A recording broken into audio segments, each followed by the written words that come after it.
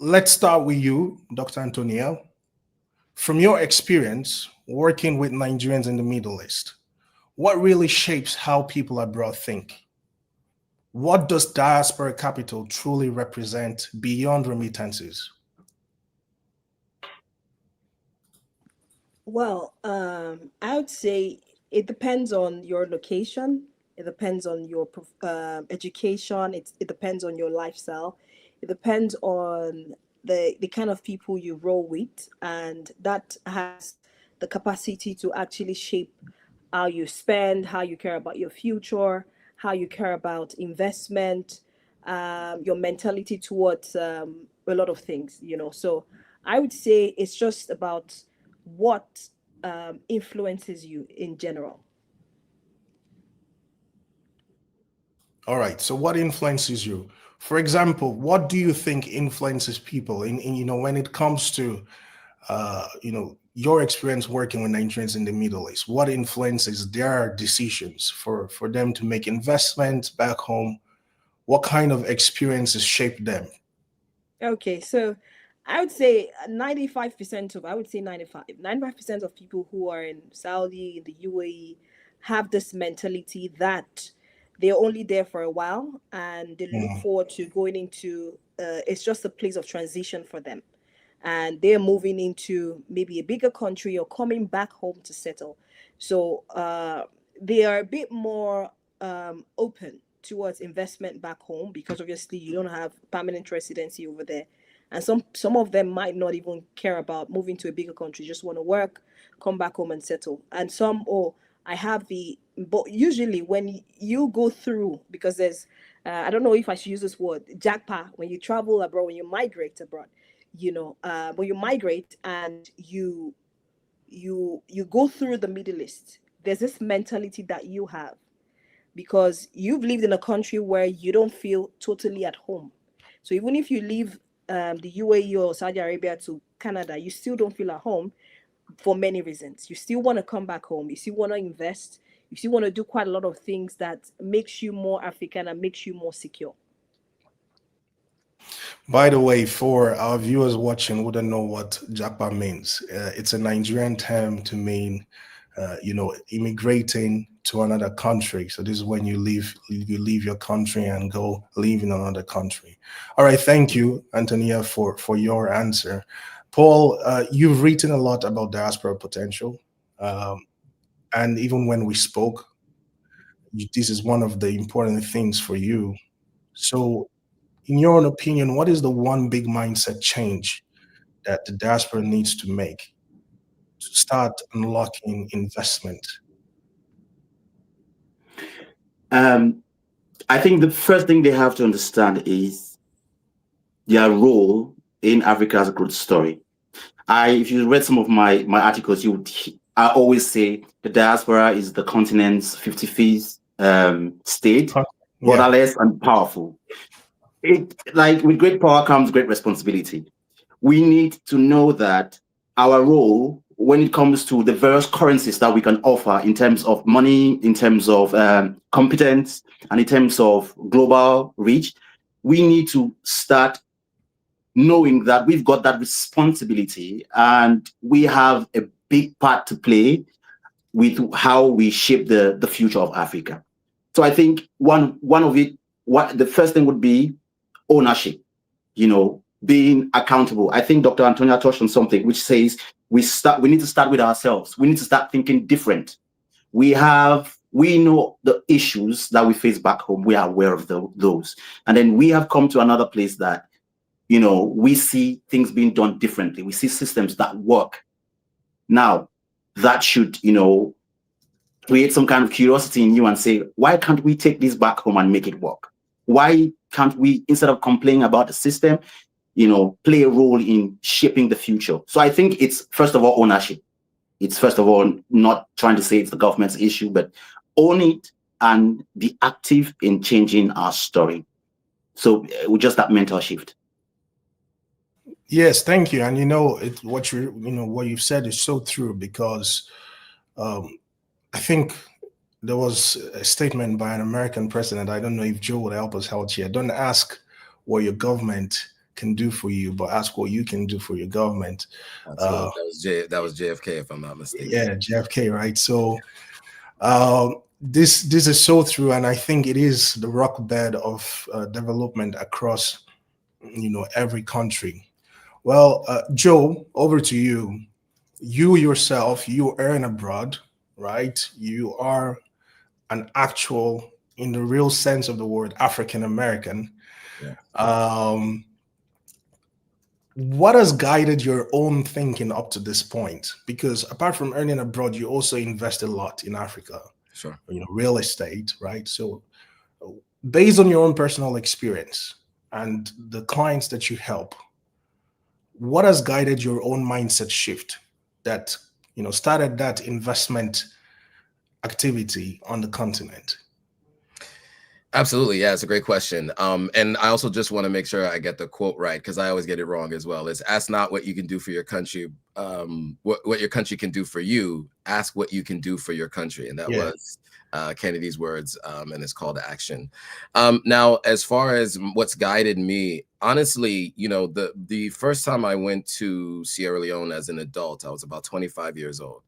And what I saw was a country that was under construction constantly. And I met a lot of people with a lot of needs. So initially it was just thinking about how I can help. As I started going back, I also saw how I can earn. There was an interesting thing that I saw was that Africans were looking to leave, but non-African nationals were looking to come into the country.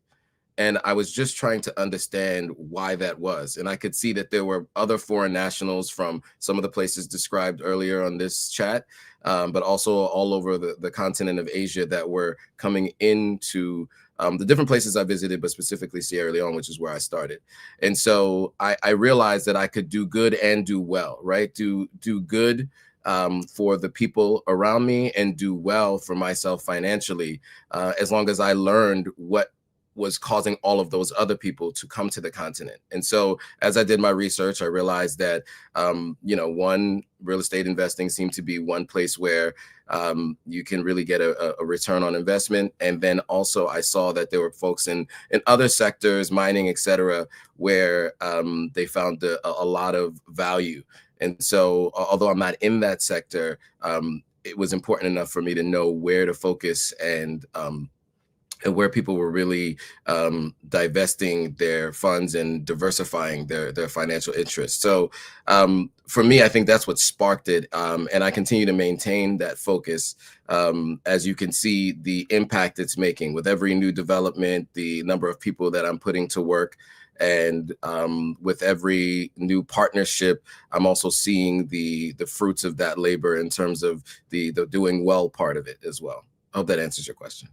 Yes. Thanks, Joe. So, in terms of what is necessary to change the investment behavior of the diaspora, you all have mentioned, maintaining that connection back home, ownership, agency, and Joe, you're saying, seeing the possibility. So to change the mindset from just seeing problems and seeing possibilities. Very, very, interesting answers. Thank you. So we'll move on to the next section or category of questions. Back to you, Antonia. When diaspora members say they don't trust the process back home, what exactly are they afraid of? When you talk to people, when there's investment opportunities, this comment and statement keeps coming up. We don't trust the process. What do people mean from your own experience? Well, I would say first is the structures that actually protect fraudulent activities. Sometimes it's not about you being scared, because around the world there are a lot of people who get into fraud, who pretend to sell a real estate property that's not available. But when you understand that even in the UK, even in the US, we have a lot of fraudulent people, the bank is there to protect you. The country itself has structures to protect you, regardless of whether you've done some things based on your own oversight and you didn't follow up. As long as it's fraud, they're able to support you. So in general, with Nigeria or with some parts of Africa, do we have structures in place to support us or protect us from fraudulent people? Because you're always going to have fraudulent people who would want to do fraudulent businesses or who are not straightforward with whatever they do. So you wouldn't say because of that reason I wouldn't want to, because of these experiences from these people, I wouldn't want to invest. So I wouldn't say that's a valid concern. There's always going to be people who are not responsible, people who don't want to do business the right way. So that shouldn't stop you from investing. And but what I would say is the major challenge is having to have a government that can help you, or structures in place, maybe from the bank or from the government or institutions or parastatals that help to protect your investment, protect your contract or your agreement with the company or with the individuals you want to do business with. So the issue with trust is not just with the people, but with the judiciary. Am I always going to get, justice for this, for that, with regards to, am I always going to get my funds back if things don't go the way it is? And then as someone who is into investment and real estate as well, I would always say that you should make everything plain. Sometimes, even when you invest in stocks or ETFs or what have you, things still may not go as planned. But when you understand this is what you're going into and everything is written that you see on the book is physically being actualized, then we can now see the pros and cons of your investment. What have they done wrong? How can we help? Do we need more time and all of that? The long and short is, does the government protect in case things go wrong? And I think what you've said is so powerful, because when you look at other developed countries, in the States, we have bad actors, right? There are people, I think it was 2022, SBF, Sam Bankman-Fried with the FTX collapse. And so the difference is when these so-called bad actors step out of the line, there's usually repercussions. And so we have very strong investors protection clauses in most financial institutions. So it's not just a lack of institutions. I would say it's also probably the lack of that investor protection embedded in policies of our financial institutions. But yes, thank you for your answer. And so on to you, Paul. If we could fix only one thing to increase the trust in cross-border investment from the diaspora back to the continent, what should that be? Structure. We don't need a miracle. We need transparency, accountability, and ownership. Structure. A lot of people, because we deal with unclear information, we also need to be very clear about the benefits. Yes, the diaspora would have to take some ownership in playing their part in Africa's growth story, but we need to be able to clearly paint a picture with them to know what they're getting out of it. I think they also need to know that, okay, we can grow from this, but we need structures in place. And just to echo what Dr. Antonia said earlier, she mentioned the government. I would drift a little bit from that. I would say that entrepreneurs such as ourselves that sit in the panel could make or put in place clear trust frameworks that protect diasporans and communicate that to them clearly. Everyone with the right information would make an informed decision, no? So if they are clear about what to put in, what they're getting out of it, and how they are protected, I think everyone would want to invest. Another thing would be leveraging or partnering with institutions that have already made or that have strong reputations. Because what happens when the government fails? And in most of our countries, speaking as a Cameroonian, the government has failed. There are a lot of things that cannot be done. Those structures are not in place from a government standpoint or from an institutional standpoint. So it falls on us to be able to create that with the ventures that we are having. If it's a diaspora-led investment vehicle, then there should be some kind of protection. We could say, we'll insure this investment. We could say we'll partner with a renowned bank and make sure our payments go through that.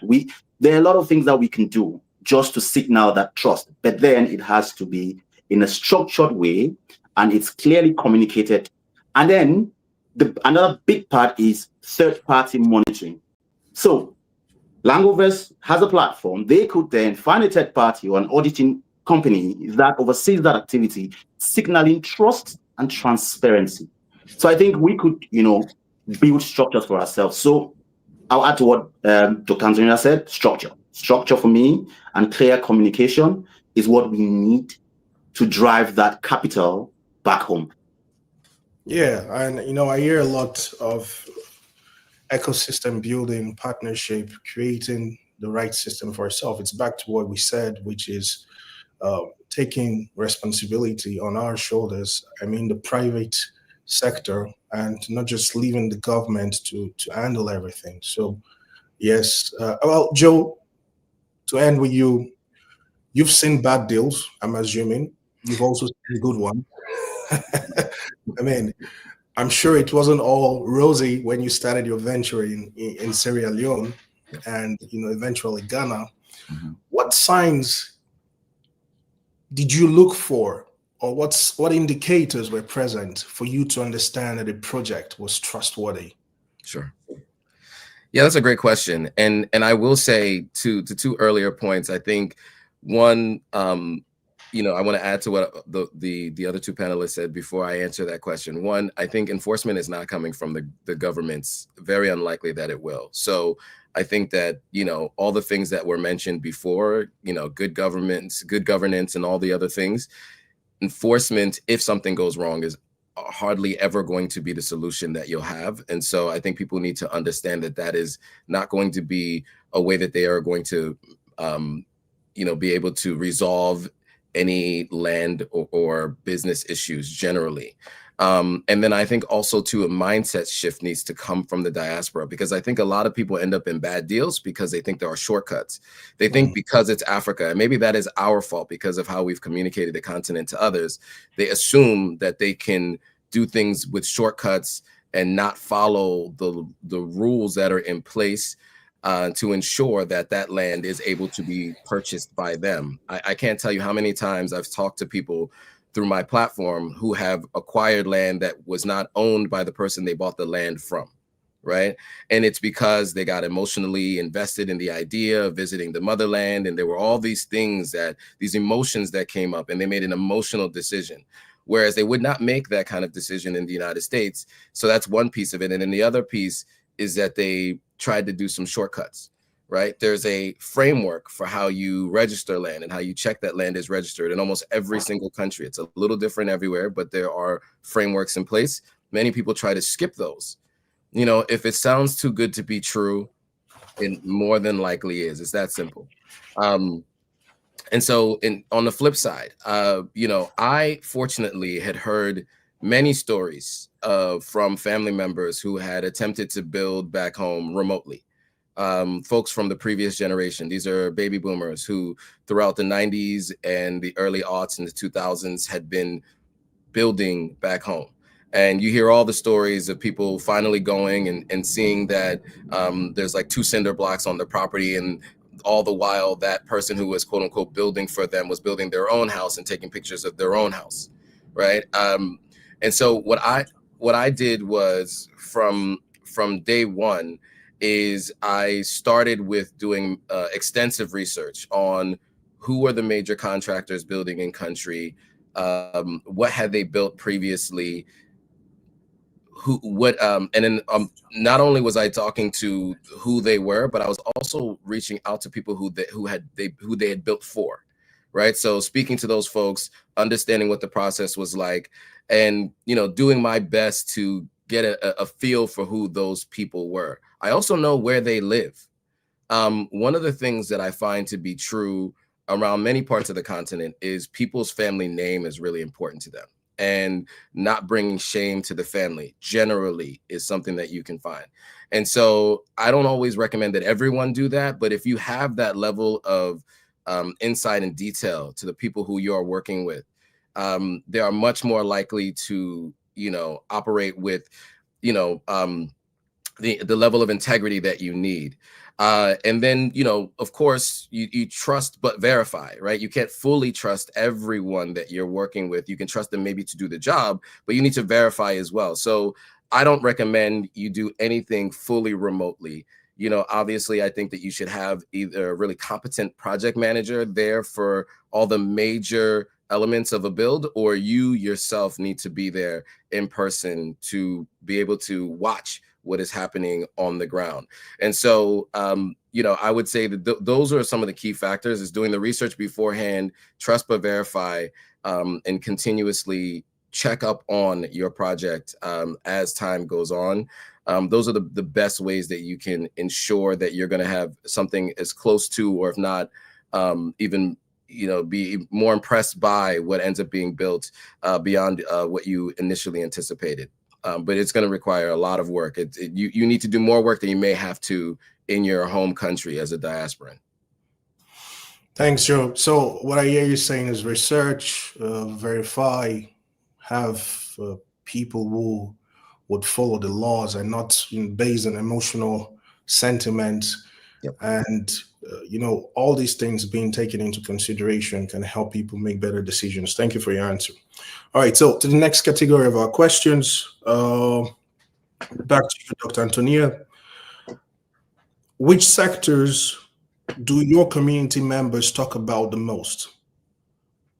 And that's because not every sector gives the same returns, right? We know this. So the three of you have one thing for sure in common, apart from the fact that you're strong advocates for diaspora inclusion, is the fact that you all are involved in real estate investment. So what sectors do your own community members talk about when it comes to investment back home? Obviously, apart from real estate, because I think, you know, everyone has touched on real estate. What are the sectors are interesting for your members? Okay. Well, like you said, real estate is number one. I would say health. A lot of individuals that I've spoken to mentioned that they wanted to have a lab, or they have a lab, or they have an hospital, or they consult for something. You know, health is with regards to the health market in Africa. It's it could be medicine, it could be something with regards to health. Maybe it could be selling of medications, having a lab, having a hospital, such as that. Education as well. Some of them have schools, some of them have universities, and all of that. Some are into industrialization, agriculture. Yes, I do know of agriculture. I have a couple of cousins who have large farms, you know, who have people who manage, who they visit from time to time. You know, they have CCTV cameras around there to check the daily entries and all of that. Although with agriculture as well, we've had very good stories, and we've also had disturbing stories as well, with regards to how much they've invested and how much they haven't had anything to show for it. So I would say agriculture, I would say education, I would say health, and I would say maybe building industries, import and export, importing from China, selling to the market and all of that, which sometimes that might fall into the category of services where they don't have to, you know, do so much. They just buy cargo and bring it back here. So. All right, thank you. Yeah, I think agriculture is an interesting one. At Langovest as well, we've decided there's a lot of vibe around agriculture right now. The buzz around agriculture is a lot, even though it is an industry, just as Joe pointed out, where you need to be on ground to see, you know, to maintain efficiency, right? Especially because it is a sector with a lot of operations required. The OPEX is high. On to you, Paul. I mean, you're someone who writes a lot, and you communicate by writing different articles. Which sector has the most engagement from your work?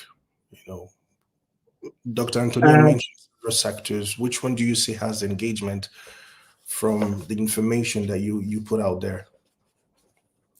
Real estate, because people, as you say, people invest from a place of fear.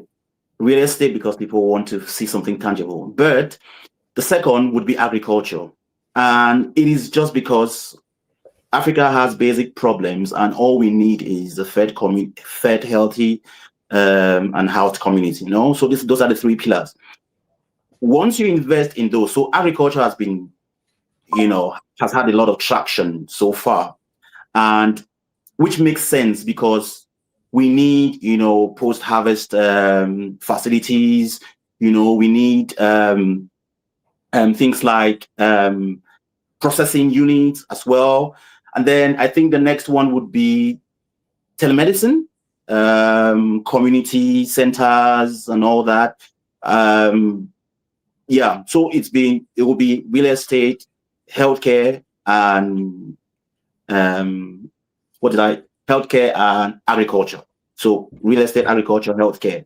And then we are seeing a lot of change in digital infrastructure, but to me, I think it's a fad because we cannot talk about smart cities and AI when people are not fed or healthy, or people cannot, don't have shelter. So yeah, for me, it's what is trending in the West. So it's making sense to us to, focus on that, but we have a long way to go. So agriculture and healthcare for me would be the area to focus on. Yes. It's so good that you mentioned that because I was reading an article recently where the writer says there are two categories of people building in Africa right now. Those that are building for an Africa that we are not aware of. It's an Africa made up in their mind, where they talk about AI and nuclear power and what have you, just to fit into the hype coming from the West. And then you have those building for the grassroots, trying to solve the real problems. However, the reality is people, those who build for, this made up Africa in their head, they have a lot of capital, they have a lot of encouragement, right? Because this is what is interesting for investors. And I think that's the point of events like this. It's to shine a light on, the grassroots reality and where we need investment to actually go to. So thank you for saying that, Paul, right? Joe, on to you. From your own investments across Africa, the same question, but I know that you personally, one of the programs that Authentic African runs is to help Americans, and correct me if I'm wrong, to get naturalization and citizenship, yes? So those who have managed to come back to the continent and naturalized, what sectors are they usually interested in? Yeah, so and I partner with people that actually facilitate the processes for them to get either residency or citizenship. My goal is really to educate those people and to make sure they're aware that it can happen. And by doing that, there are a number of different things that you get as a benefit, right? With citizenship, that means that you can buy land without having partial ownership, or you can start a business without having partial ownership by someone else with citizenship within that country. And so that generally is useful and helpful for especially those who don't have really deep ties to that particular country. And I will say one of the things that I've seen that is an emerging group of businesses, which they span across the spectrum, are businesses that are focused on assisting the diaspora when they come back, or conveniences for them, right? And I think that's a really important underserved, overlooked and underserved market, because as we've talked about throughout this discussion, there are going to be hurdles that people are going to have to get over in order to build a business, to invest in businesses on the continent. And there's a lot of information that is going to be required to help them get there. And, knowing that there are those challenges, there should be softer landings for those folks who are looking to invest in these emerging markets. And so I do think it is important for those of us who are thinking about the continent to also think about products and services that serve the diasporans that we're even talking about, who are looking to invest. And so what I've seen as growing sectors is something as simple as a clothing shop that sells clothes that are worn by people in the West, right? So when people come home to a country where, there are people who like to shop, right? Especially for a major event, and they're looking for clothes that match the aesthetic that they're used to dressing in. It may seem trivial, but there are very few companies that offer that. And so those people do very well, especially during the December holiday or around the independence holiday of the major countries that we're talking about. And so that's something simple, maybe trivial, but offering clothing for those who are coming back, clothes that they're used to wearing, so that they can feel confident and comfortable going to a banquet or wherever they're going. So I think that it's an underserved and overlooked market is building services and products for those people. Now, that's what I think should be focused on a little bit more. What has been the number one focus is what we've already talked about here, and that's real estate. Because to the earlier point, it's something tangible. People can actually see the development as it goes along. And many of the people that I speak to who are coming to the continent, who are, diversifying their financial portfolio is people who have real estate already in their country of origin. And so they already understand real estate to a degree.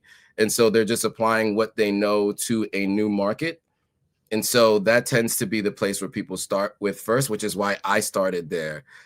Because that is something that I had already, I had invested in at least one property here in the United States prior to, starting my investment journey on the continent. And so it just is a smoother transition for those that are entering a market that is a little bit more unclear of what obstacles are going to be in your way. And so, yeah, I think that it is going to be real estate is really where the number one focus is. But I think the one that people aren't thinking about enough is focusing on the diaspora community and assisting them with whatever their needs are to come back. Because I think, as was mentioned before, right, that is the 55th nation, right? All the diasporans, or what is it, the sixth region in Africa, they say, is the diaspora too, with over what is it, $2 trillion in spending power, I think is the number now, or is it 3? But it's quite a substantial amount, and we want to ensure that it's deployed responsibly, and people have good experiences, so they continue to come back, and we can get Africa back to its rightful place on the global stage. Thank you, Joe. That was powerful. That was really powerful. So, and it's something that you could see in Ghana as well, which is a country that you visit, quite often, because I think, if I remember correctly, if memory serves me right, there was a period of time, especially around COVID and towards, 2021, 2022, where we saw this mass migration of Black Americans into Ghana, and many of them were starting restaurants and resort places that a lot of Black Americans were used to, like at the standard of the States. I don't know if that's a correct statement, right? So it's very similar to what you're saying with the clothing, but I think in Ghana it was mostly about restaurants and around entertainment. Yeah, absolutely. And just for context, so people know the numbers of people. So, obviously there's going to be a small percentage of those people who actually decide to move. But I do want to go through some of the numbers for people to be aware of what has been happening in Ghana in particular. I myself, of course, went to Ghana for the year of return. Under the former administration, the previous president in Ghana, his focus was this year of return. 2019 marked 400 years since the beginning of the transatlantic slave trade. And so that was, of course, in Ghana, they have the Cape Coast Slave Castle.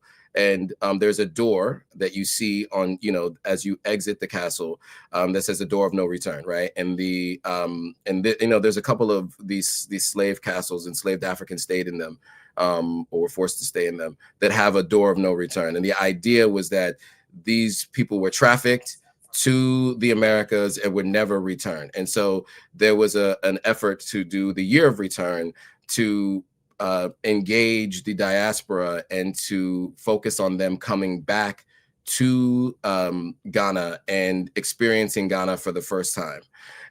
And so the numbers were really staggering over the last few years since that happened. So I just wanted to go through some of them so people are really aware of what those numbers were. So in 2019, there were 1.13 international arrivals.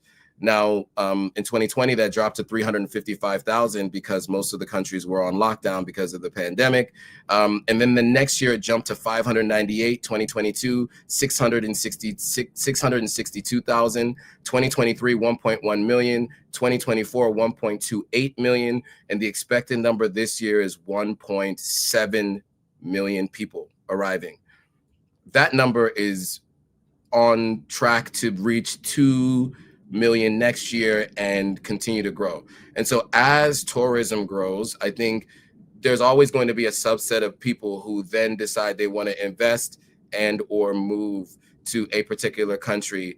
And not only just Ghana, but obviously when you travel to Ghana and you get the opportunity to experience one country, that does lead to people visiting other countries, West Africa, East, South, and North Africa. And as they do, and Central as well, as they do,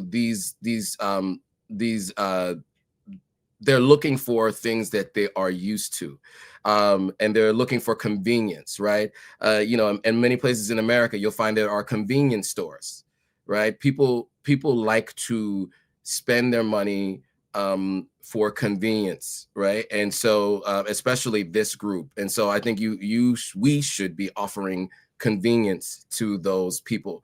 And that I think that'll continue to encourage investment on the continent. So I did want to give you guys those numbers because that's just one country, and it was just one campaign that turned into a complete shift in the mindset of people here in the United States. I can't tell you how many people, when I first was going to Ghana, was asking me, why would I choose to move to West Africa? Now people are asking me, when next am I going, so that we can all be there at the same time? It's a complete mindset mindset shift in the last 5 years. So I do want to mention that because it's not spoken about enough, the actual numbers of arrivals that we see and what the opportunity really looks like. Thanks, John. I think, it's not part of the questions I planned, but you've really touched on something very important. So I would want to give Paul and Antonia, if they choose to comment on this, because when we're talking about the diaspora, there's a lot of focus on, people born in Africa who have parents of direct African descent. But the truth is, there are a lot of Black Americans that probably feel disconnected from the society in the US. They're looking for a better opportunity where emotionally, culturally, they can feel like they're part of a society, but usually due to lack of information or the proper structure, which, the work while you're doing is really interesting. So Paul and Antonia, starting with you, Paul, if you would comment, what role do you see, like the Black Americans playing, and not just only Black Americans, we have Black South Americans as well, from the Caribbeans, playing in Africa's development? Sorry, go on. Well, we'll start with you, Paul, and we'll just finish with Antonia. Alrighty. So it's funny because I just came off a podcast for Black Americans or people who were born in the diaspora and raised in the diaspora. And this is the same topic we're talking about. It's a podcast about Black wealth and, the return as well.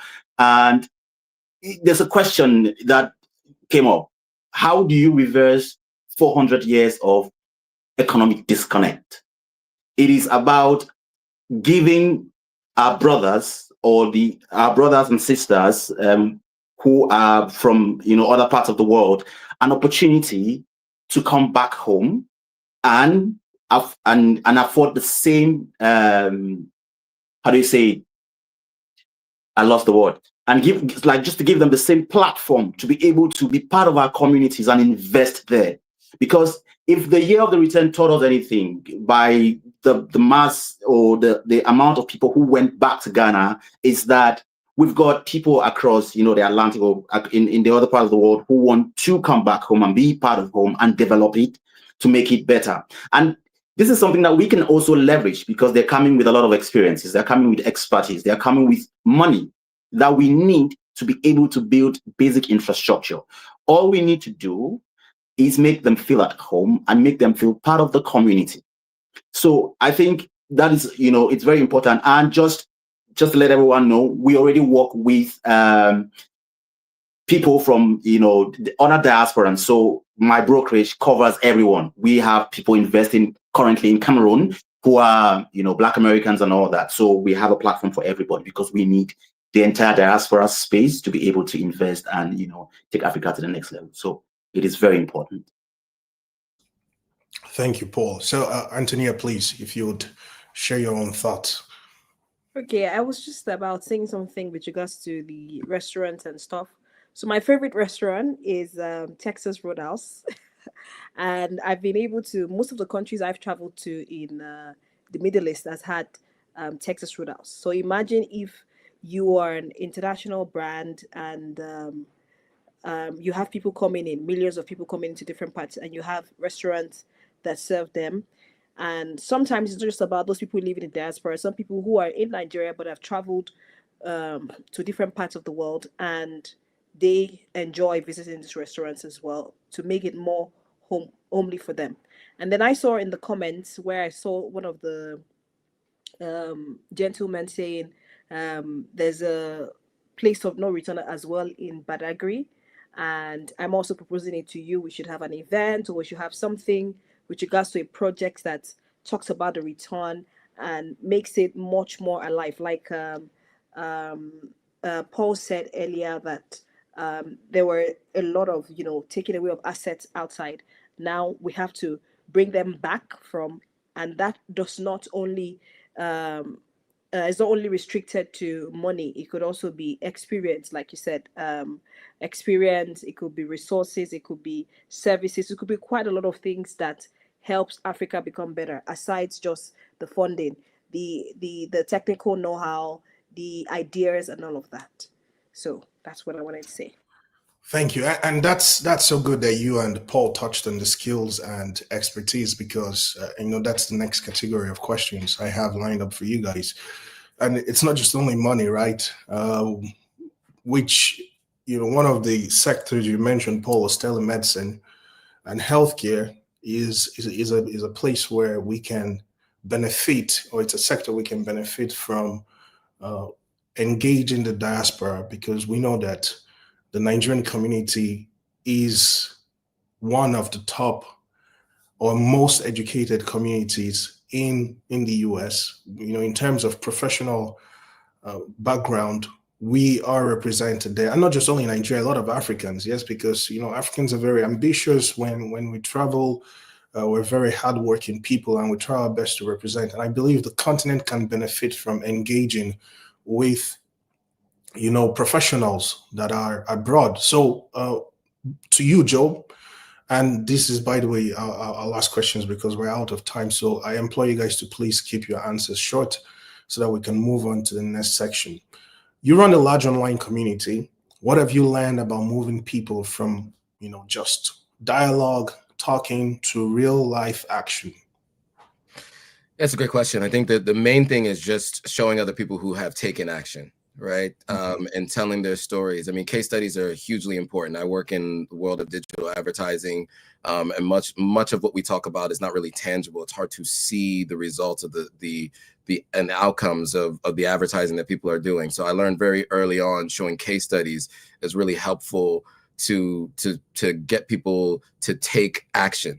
And so that's the same thing I do with the platform, right? I speak to those who've taken action. I've interviewed you about this platform with Langovest. I've interviewed many people who have built, developments, who've been building housing, who've started businesses on the continent. I think people take action if they see other people have done it and they've had success. And so I think that's the best way that I can answer that question shortly and succinctly is showing case studies. Yes, it is. I mean, it is a known psychological law, herd effect, right? Human beings, it's easier for us to do things once we see our fellow human beings doing it. That's, we we are more encouraged to take action when the people around us are. So I like that answer. Yes. And Paul, to you, if we could build one practical structure in this coming year, right? 2026, we're entering into a new year, something that creates real impact, what would it be in terms of engaging the diaspora? Have conversations like this. Have conversations like these that push people to take action and do less talking. Have platforms that help to pool diaspora resources and invest as a group, minimizing risks. And by just starting with yourself, as Joe said, highlighting the success stories, and then you actually doing the work. I think people will catch up when they see you taking the lead and, putting, your money where your mouth is. Lead by example. So we need to, just do all that and try and especially use platforms like these, pool resources and minimize risks, and just, I think that's it for me. Yes. So, discourse platform, simplifying the process for people so that it's easy for them to get on board. And sometimes it's just about reducing the resistance level, and people can take action. And to you, Antonia, as we bring this discussion to a close, and then I'll give you guys the opportunity to wrap up, and we'll take questions and answers. What stops diaspora professionals now from getting more involved? And what will help them to show up? I'll start with the positives, like what would help them to show up. As Joe said, or Paul said, I believe transparency, storytelling, speaking the language that they do understand, meeting them at, because maybe someone who is in health or someone who is in education, you're telling them to invest in health, ensuring that they're able to explain step by step what is involved, what are the benefits of what you're getting into, what's the return, how that transforms Africa in general. And another thing is, obviously, people are usually busy, they have to go to work, they have a busy schedule. And if you are able to communicate that in the best way that they understand, if it's through a brochure, it's through storytelling, if it's through helping them understand the nitty gritty, and it could be from conversations like this, professional development like this, stories of people who have been there and they've done it, fantastic. It would also help them want to have that enthusiasm. For example, if I'm having Dangote speaking to me about why he went into an investment and how the stories and the things that changed his life, or the books like we've heard from Otedola and all of that. And people are able to see these things. People are able to feel like, yes, I may not have all my working 9 to 5 and everything. I still have something to look forward to. And I'm able to invest with the right people and do and make Africa proud. Yeah. Well, Antonia, when you're done speaking to Dangote, you can just send over his contact as well. Like, you can share the contact. I know that I have 1 or 2 conversations I'd like to have with him as well. But yes, thank you for your answer. Very good answer. So just to wrap things up, I think we have questions. We have questions ready. It would be put on the screen. And please, for the sake of time, let's try to keep our answers very short. So I'll just have Alan or Teresa come on board and read out the questions to us. Okay, thank you, Kelvin. That was a very interesting and interactive section. So we have several questions coming in from participants who are eager to hear the panelists' perspective. I'll read them out in batches and then the panel can respond. So I have a question from David. He said, what are the realities of those in diaspora who can't carry out such large investments? Are there small-scale opportunities for them? That's from David. And we have quite a number of students commenting here. They say, is there any investment opportunities for students in diaspora? And let's see, let me pick one. One person said, okay, this from Mark. He said, what are the security measures taken by the team to enable the safety of our money and investments, especially with the inconsistent government policies and regulations? If you want me to repeat the question, I can do that.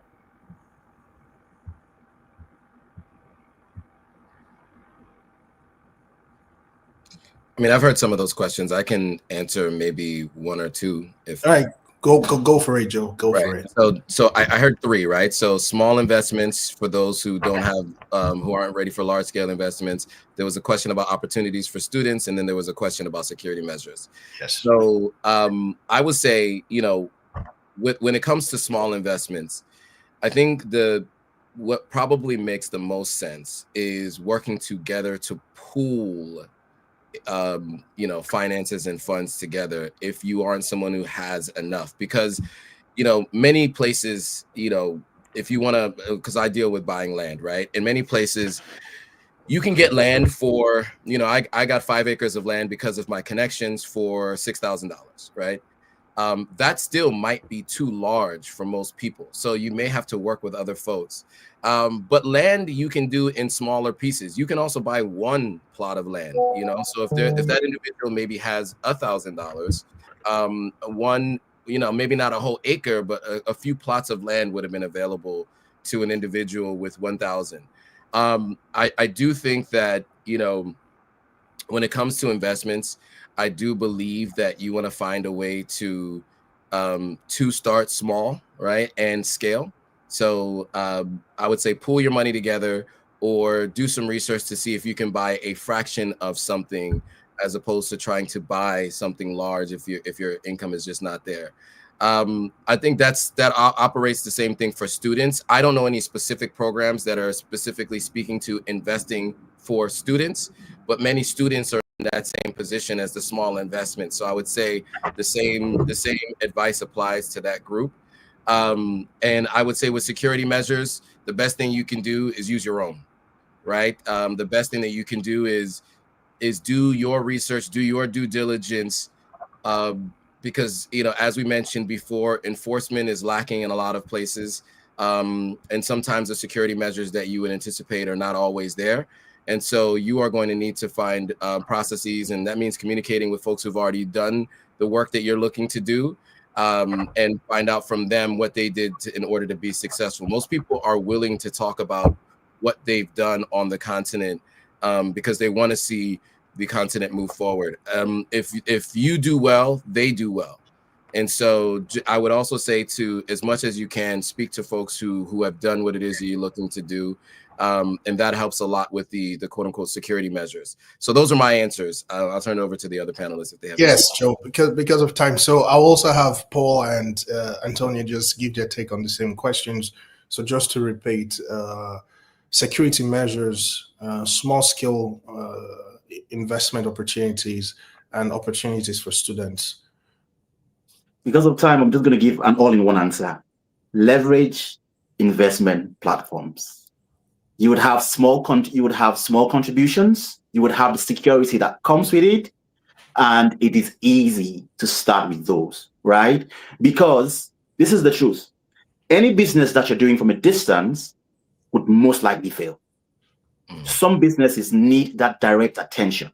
But then, if you've done your due diligence very well, and you have these diaspora-led initiatives that help you pull resources together, the Langovest, the Forest platforms, all those, and you can, you know, take that risk or that initiative or be part of it, that is your vehicle to making long-term wealth. And be patient, because it doesn't just happen overnight. So do your due diligence. Really, really use diaspora-led investment vehicles that have a track record. But then it's unfair to some of those that are starting, because they would only have like security frameworks in place to help clearly communicate the risks and security measures they have in place. So use diaspora investment platforms as well. For me, that's the Powerful. Thank you. Leverage investment platform. Powerful. And lastly to you, Antonia, if you can just wrap things up for us. Leverage investment platforms, why, is something that has proven to have been successful, and I remember a few years ago, I was approached by a friend of mine that she wanted me to join this investment company to build towers or apartments in England. And once it's sold, you're able to get your return. And it was quite affordable at that time. It was maybe £1,000 or £2,000. And then quite a lot of people had to fund. And then the return was fantastic because the investment, obviously having a building in London, being a part of something that is phenomenal and all of that. So there are investment platforms like Langovest and many others that are trustworthy, that you can rely on with your token, with in different areas that you feel. So if you feel agriculture is not fantastic for you, it could be real estate, it could be medicine and all of that. And there is credibility, there's accountability, and there's transparency. Thank you. Thank you. You all have been amazing. You have said very powerful things, and I'm sure that the viewers watching, have taken a lot. We have touched on a lot of things, a lot of important things. And from Dr. Antonia, we heard about the emotional side, the connection, emotional connection to home. From Paul, we had the need for structure, community systems, transparency, and accountability.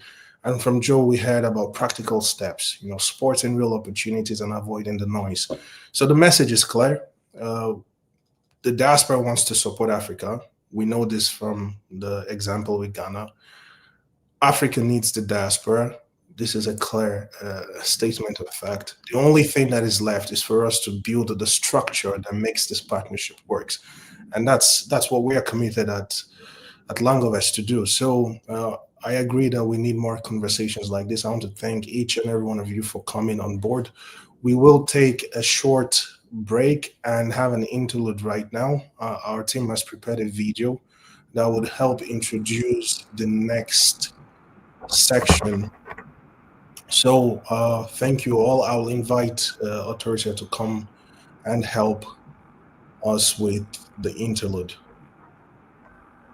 Thank you once again, Kelvin. And we will now play a short video highlighting the concept of our next discussion. Please watch and we'll continue immediately afterward. To the team.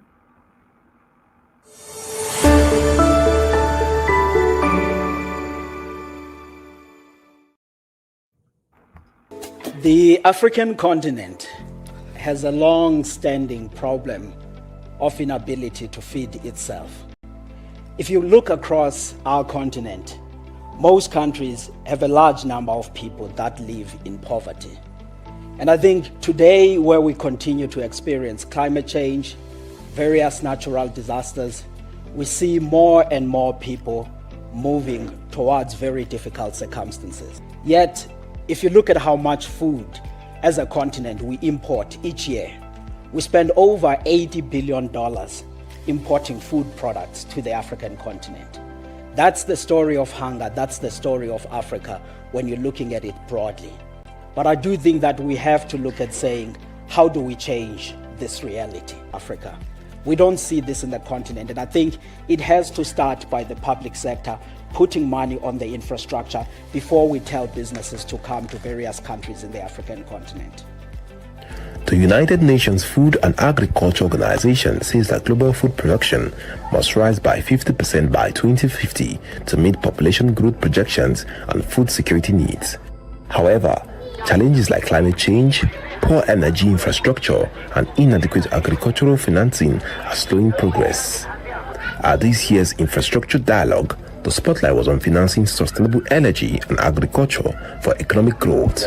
Stakeholders at the event say that despite various efforts by government to boost food production, results continue to fall short of targets. To bridge this gap, experts at the event called for a shift from traditional funding models towards more inclusive and innovative approaches.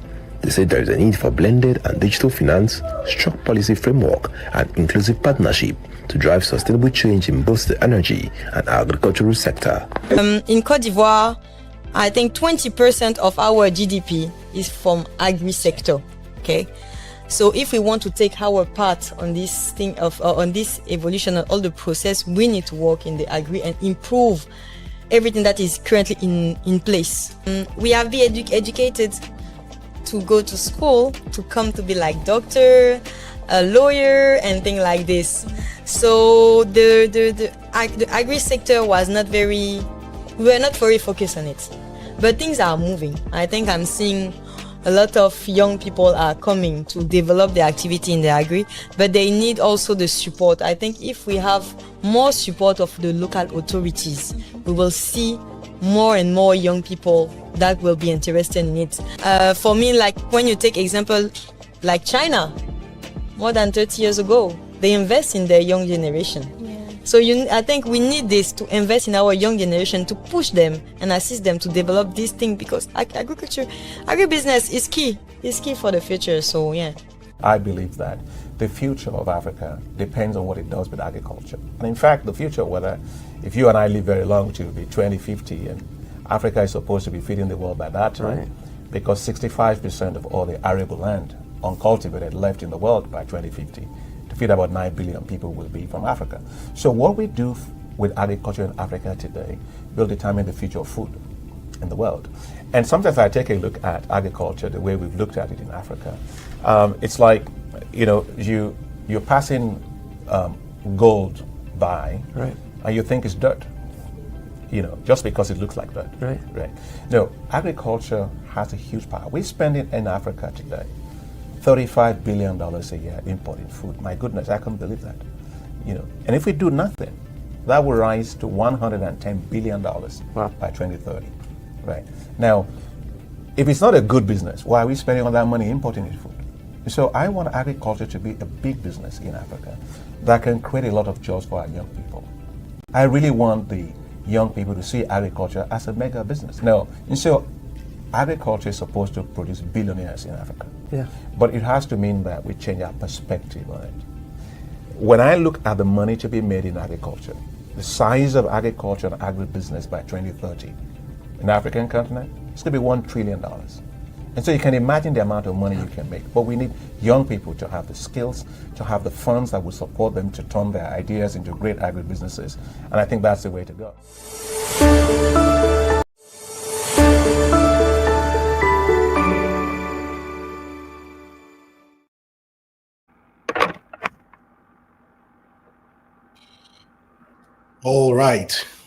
All right, everyone. We're back and moving on to the next section and our next speaker. This is one I'm also very excited about.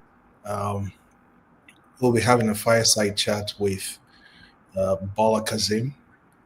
A small introduction about Bola. He is the CEO and co-founder of GetRabber.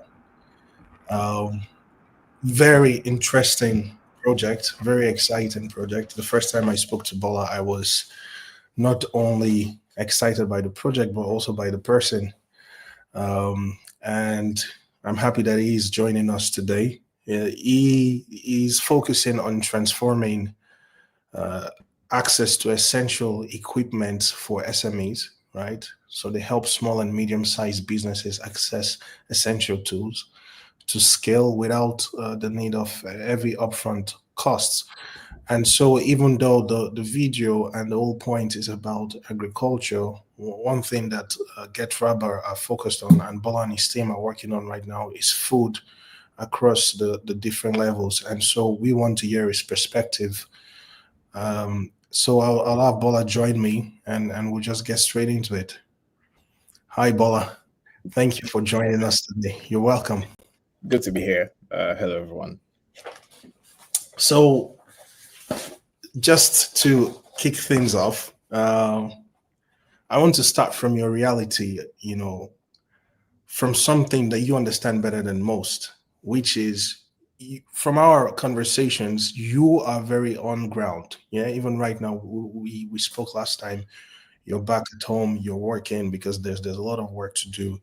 You've spent months in markets, like you actually go to the market people and communicate with them, across Ibadan, Lagos, now Abuja.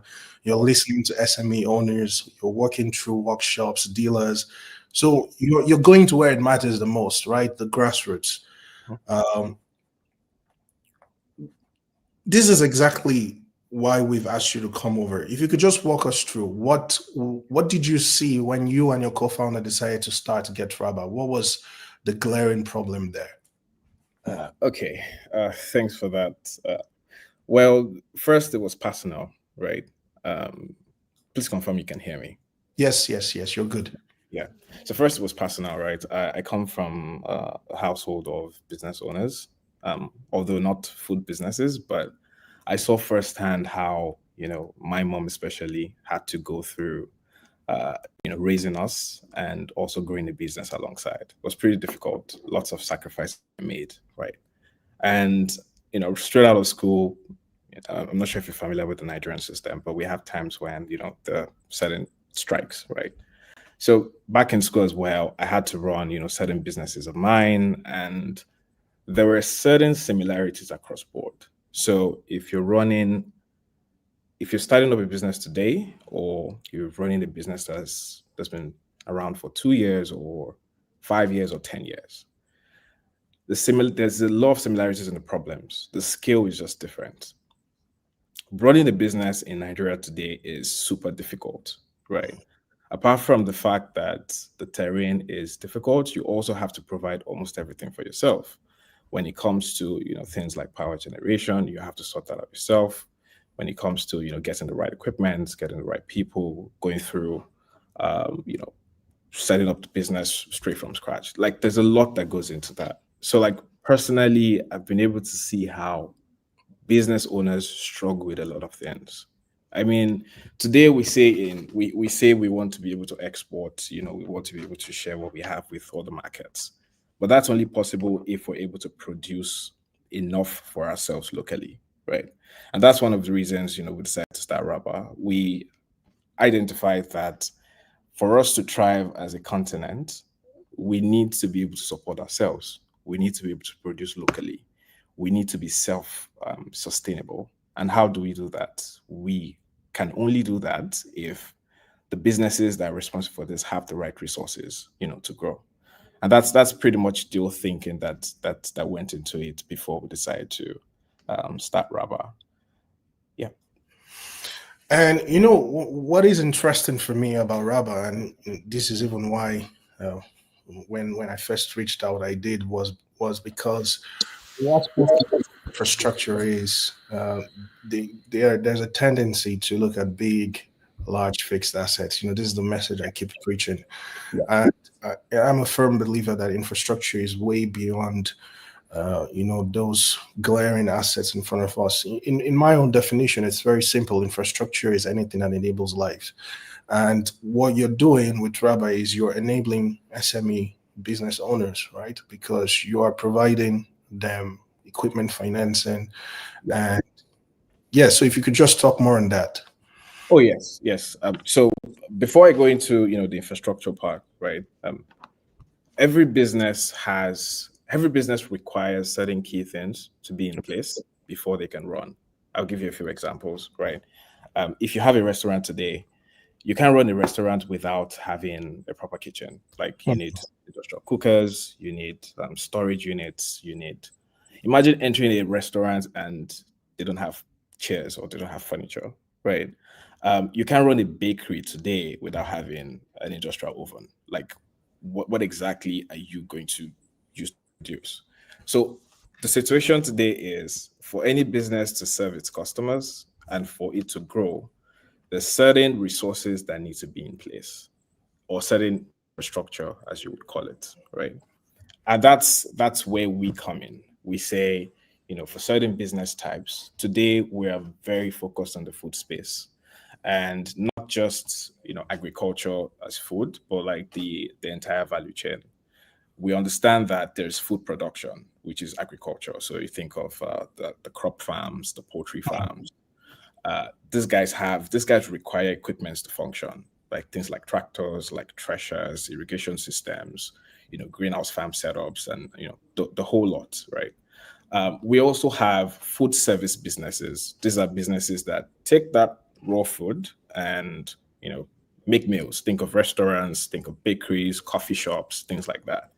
I mean, what's a coffee shop without a coffee machine? Yeah. So that's the food service business, the food service vertical.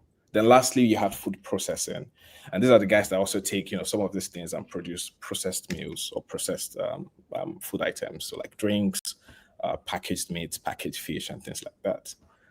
The foundation of this business, the only way this business can function and scale is if they have the right equipment to carry out the operations.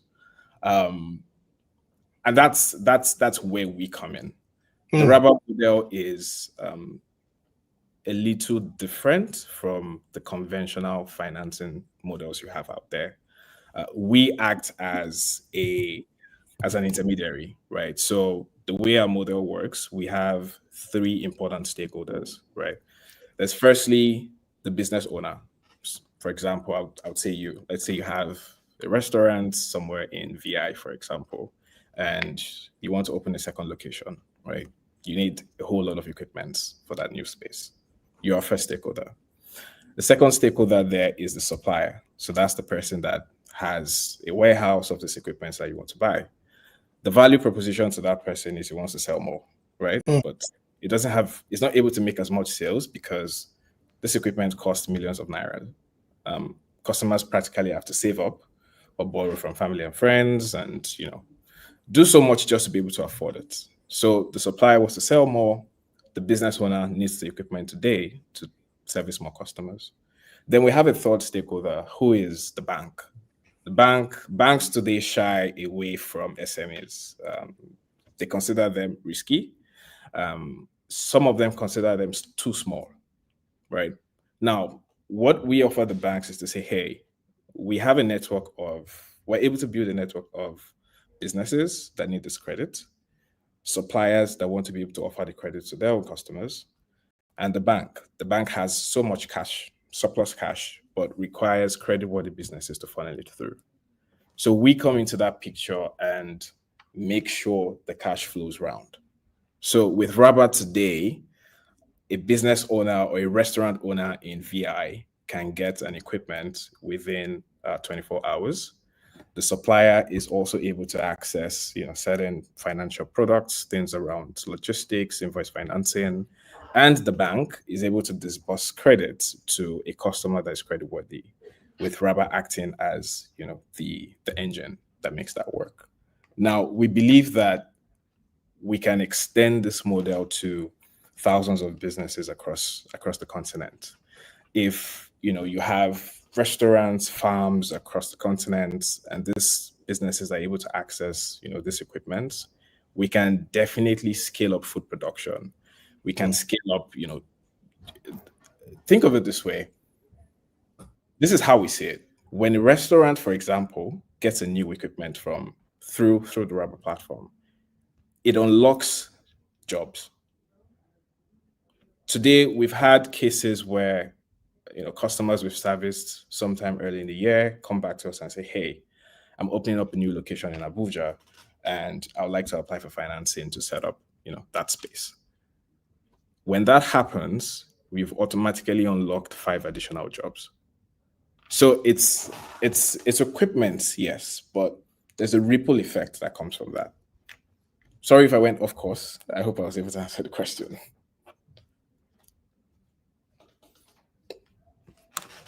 Ebola, am I audible? Okay. Yep. Yeah. Okay. So, in fact, I think what Rabba is doing. It is a tripartite system, right? Where you've already nicely defined it and described it. So, I mean, the problem you're not solving the problem of access, right? Like you said, you can get equipment to business owners within 24 hours in Lagos. It's a problem of affordability, if we could say so, right? And this is very interesting, right? This is also something that myself and we spoke about for Langovest. And what stands out to me is obviously I agree with what you're saying about nation building. That's the whole point. In fact, that's what we're all focused on. But why this is also important, and one of the reasons why we asked you to come on board and speak. We have people in the diaspora listening, viewers, right? And you know, people would say, how can we get involved? How can we be part of that? You know, business, because what the business model you have, to be honest, it's a very effective one. It's very robust, and I know that from careful study of what you guys are doing, at least you know, with available information, you're avoiding working with individuals. I don't know if I'm correct, if that assumption is correct. Yeah, You're correct. mostly working with, you know, institutions, obviously probably because of there's a structure and, you know, things are more organized. So for individuals who want to get involved, is there a system in place? Is there structure in place for them to get involved? Oh, yes. So I think I would fall back. When I joined, one of the panelists mentioned something around, you know, pulling funds together. Yeah. So that is something that can work in this case.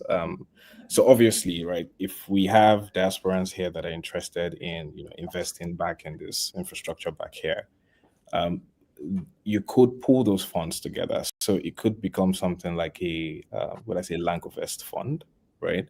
That then has, that comprises of all these individuals, right? We're able to have certain conversations with our credit partners today. So for context, we currently have 4 financial institutions that we work with. We should expand that to 10 in the next quarter. But what we can do is, if we have interested diasporans now, they can be pulled together to form like a Langovest fund. And that can then go through, you know, like an accredited financial institution, right? So think of it this way: we are not going to be holding your funds, right? Yeah. We're going to be doing an introduction to one of our partners who is like a licensed institution. Interestingly, I mean, if I mention names, you guys will most likely know people, right? So no spoilers. Yeah, I mean, so think of us just introducing you to a proper bank, a proper commercial bank, to say, hey, we have Langovest who has pulled funds from diasporans, and they want to use that, you know, to finance RABA customers, right? So they will be the custodian of the funds, and there's visibility into the investment across board. So I mean, it is definitely something that can work, and it's something we can take up. I think it's something I'm also looking forward to probably taking. I know we've discussed it before. It's something I'm looking forward to taking up, because if you look at the lending landscape today, there's a problem of high cost of financing. Yes. Right. You have banks lending at very high rates, and for us, we're driving that rate down. And the way we do that is, because of the way the model is structured, we treat the equipment we buy as some level of as the collateral for, you know, that credit, right? Which means it becomes less risky than giving cash to a business. And this is why the banks also work with us, because we have built a model that reduces the risk of giving credits to the SME or to the business, right? So the fact that we've been able to build the model in such a way where it reduces the risk, we're also able to access a cheaper credit from the banks on behalf of these SMEs, right? I can give you a few examples. So if a customer comes to us today, applies for financing through the RABA platform, and gets the financing, right? If that customer goes directly to the bank, the rate you're going to get is going to be higher than what you got with RABA. So we're building the model in such a way where we're able to say, you know, for this bank, for example, we have businesses that are creditworthy. We're able to do 1 billion in transactions a month. As a result, we also have internal processes to make sure that, you know, the credit is properly utilized, the money comes back, and as a result, you know, give us a concession on what your interest rate is. So it's a win-win for everyone. You know, the bank gets something that is less risky. They're able to get credit out quickly. The business owner also gets, you know, credit for their equipment, and the supplier then is able to make a sale. So, like, I mean, everybody smiles home, right? So yes, for Langovest, we can definitely create a fund for diasporans that are interested. And just for context, Bola, the model you guys run is a lease to own, right? So that's why Yes. it's effective to treat the equipment as collateral, just for people to understand. Oh, So, yes. yes, if I can give some context to that. So the model is a lease to own financing, and what that just means is the cost. There's an agreed payment plan with the business owner, right? At the end of that payment plan, the equipment then becomes, the business owners. So I think of it as that. I mean, if we're diasporans here, we probably understand how the lease to own model works. So, but for we have people some that people don't, watching, right? so if you could just clarify, yes. Then. Okay, yeah. So I mean, it's lease to own. Say we agree on a 12-month payment plan. The business owner pays for the equipment for the next 12 months. At the end of 12 months, we transfer ownership to them, right? And that's one of the reasons we're able to use the equipment as collateral for that credit. So again, I want to make it as simple as possible for people. So just in layman terms, until they finish paying for it, Rabba owns the equipment, or the bank. The bank, yes. Bank owns the equipment. So that's why there's that security, because they're paying up until the point of maturity. But if they should default, or if you cannot pay anymore, then it's the asset is liquidated and the bank can protect themselves. Exactly. So what we do today is the financier.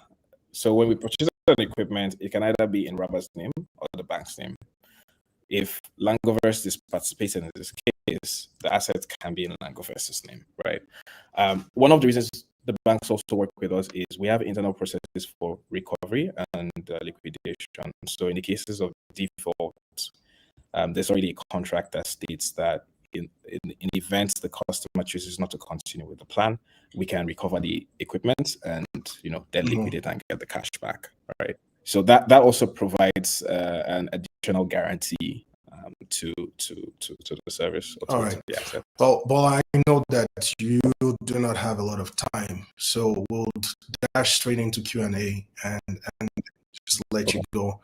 So I believe there's some questions already prepared for you. We'll have authorities come on board and share some of those questions. Okay, sure.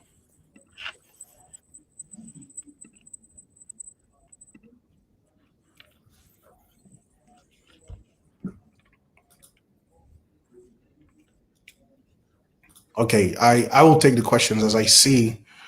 Maybe she's not able to join us. Okay. So one question we have is, what is the biggest opportunity you see right now in African agriculture that the diaspora can tap into?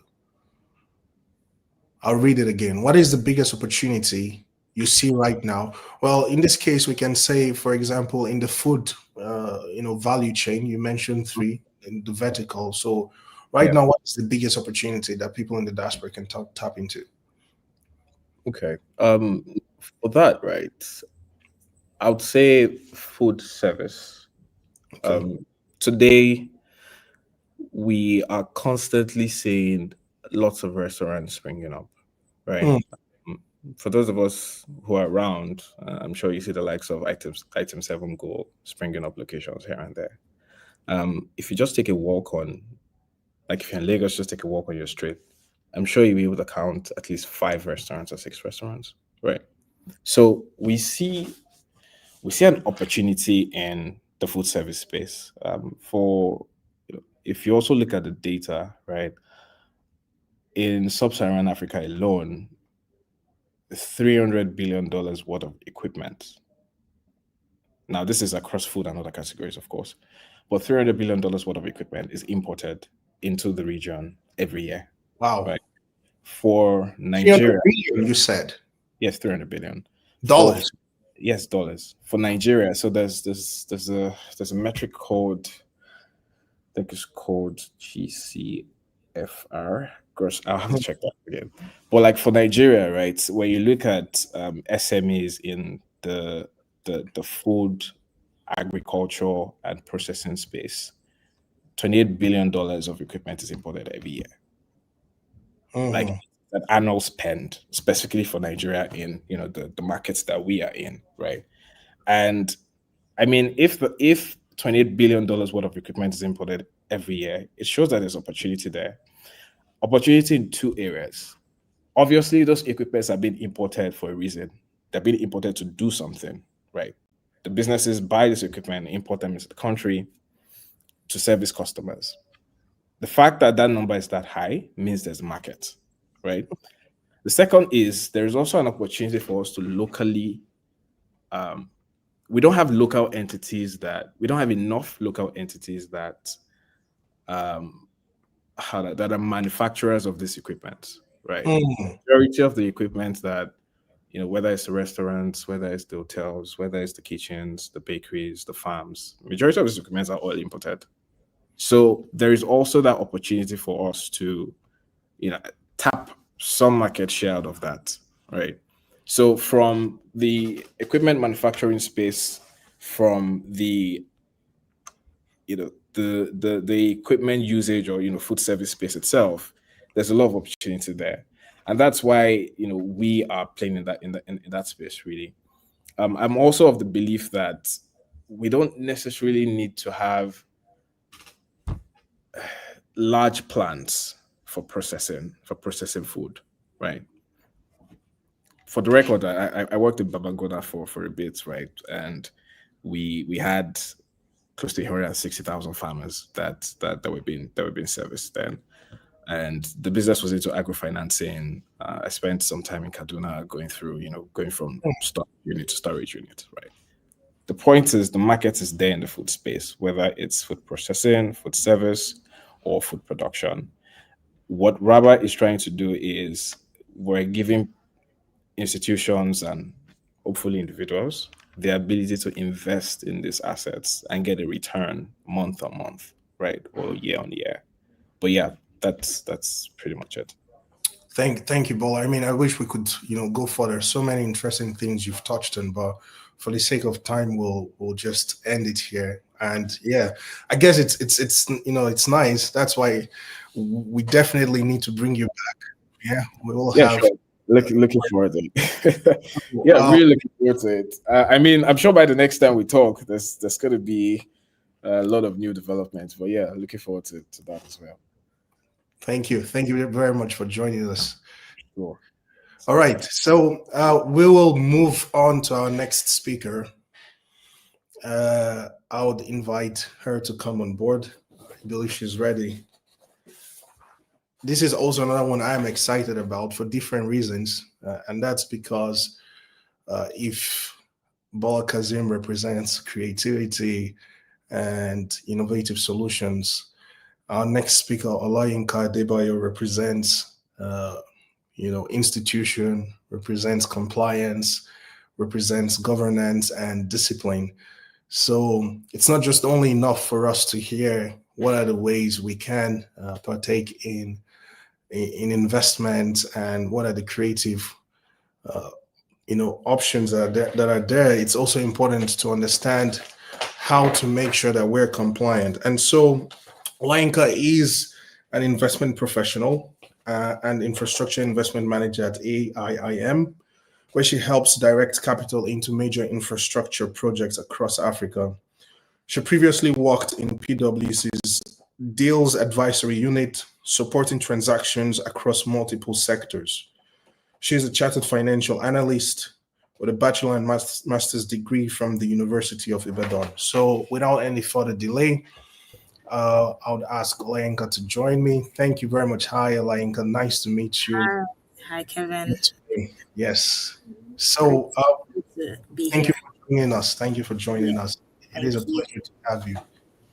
Thank you. Just to move into our conversation straight on, you're someone who was coming from the institutional side of things, right? Where governance is very important and compliance is very important. Can you just explain to us, what does this mean, duty of care? This is something you mentioned when we spoke the first time.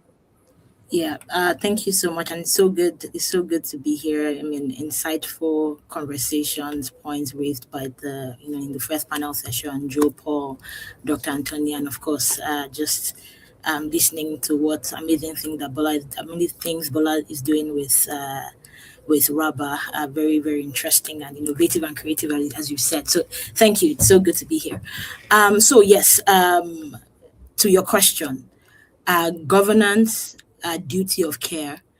I think basically what that means in the context of infrastructure and in the context of funding or crowdfunding, particularly infrastructure or investments on the African continent, it goes to something that Paul was talking about when he mentioned, trust, how that, each anybody looking to start off something, anybody looking to build something on the continent must understand that we have a responsibility for representation, and we must be able to understand, for example, where that capital is coming from. Every capital is coming from somewhere. They say energy is neither created nor lost, it's just converted from one thing to another. So understanding where that capital is coming from and the duty of care to return that capital back to the pool that it came from, with returns, delivering the returns that capital was earmarked for. It's financial returns, it's social returns, it's different kinds of prosperity indices, ensuring as the custodian of that capital, to ensuring that as the custodian of that capital, you're deploying the capital properly based on some certain criteria. Your monitoring works on the ground to ensure that whatever that capital has been deployed to do is actually being done. You're reporting, you're transparent in your reporting back to your partners, your fund partners, whether they are retail investors, institutional investors, whoever they are. You apply that due diligence in reporting back, being transparent and accountable, and of course you also follow through to ensure that whatever it is that your mandate or as promised is returned in terms of financial returns, and also beyond financial returns, also social returns, and whatever other index of return that you've earmarked to that particular fund or endeavor, basically. So that's what I'll say to that. So we're still touching the point of trust, which obviously it is the most important factor for engaging diaspora investment.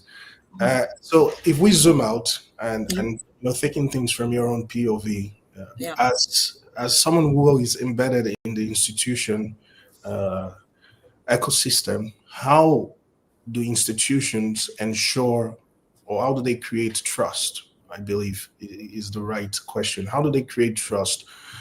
And how, obviously, institutions themselves they already have that level of authority and that stamp of authority, because there's they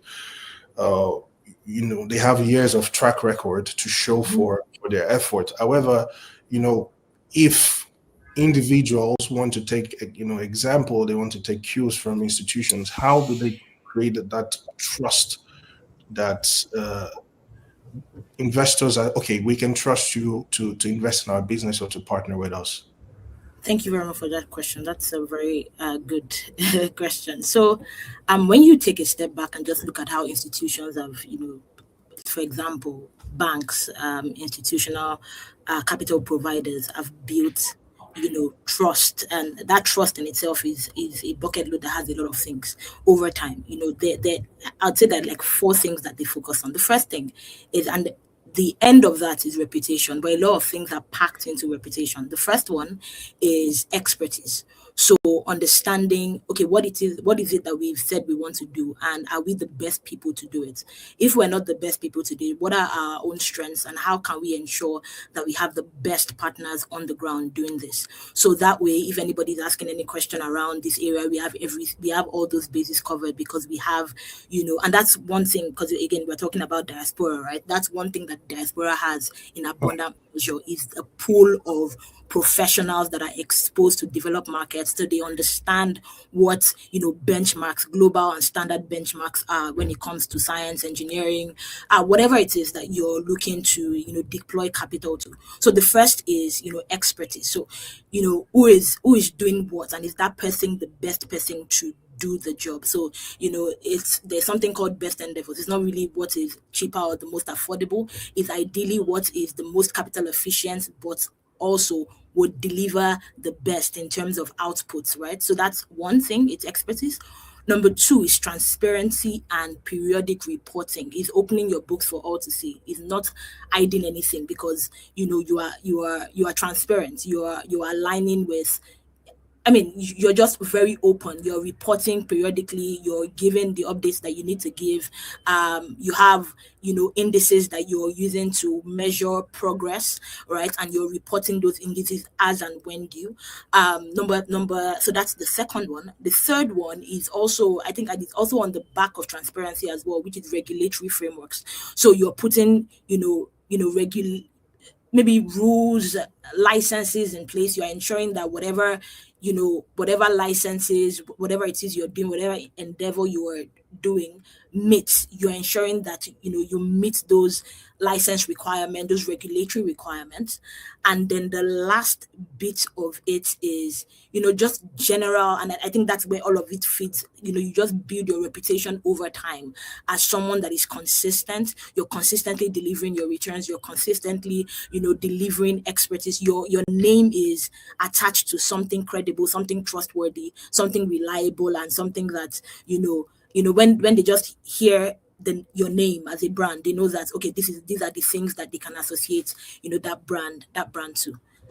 Yeah, and it's very interesting that you said this, because one of the things we touched on during the panel discussion, I think everyone agreed, those who were involved, that frameworks is something that we'll have to build. We cannot depend on government. So I just want to let's dig deeper on that, because you mentioned frameworks.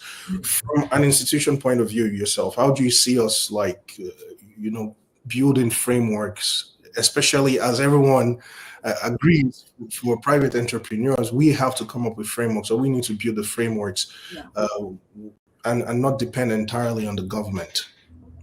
Okay, thank you for that question. And I just also want to introduce a caveat, right? Because infrastructure is such and I understand that there is large-scale infrastructure and then there is small-scale infrastructure, but the nature of infrastructure and the nature of infrastructure investment requires some sort of government-level partnerships, because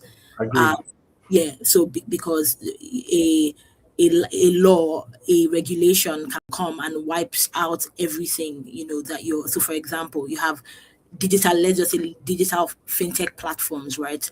And then you then have a rule by CBN that says that no fintech is allowed to operate on this day. So for example, let's use the POS system, which is digital and financial infrastructure in its own right.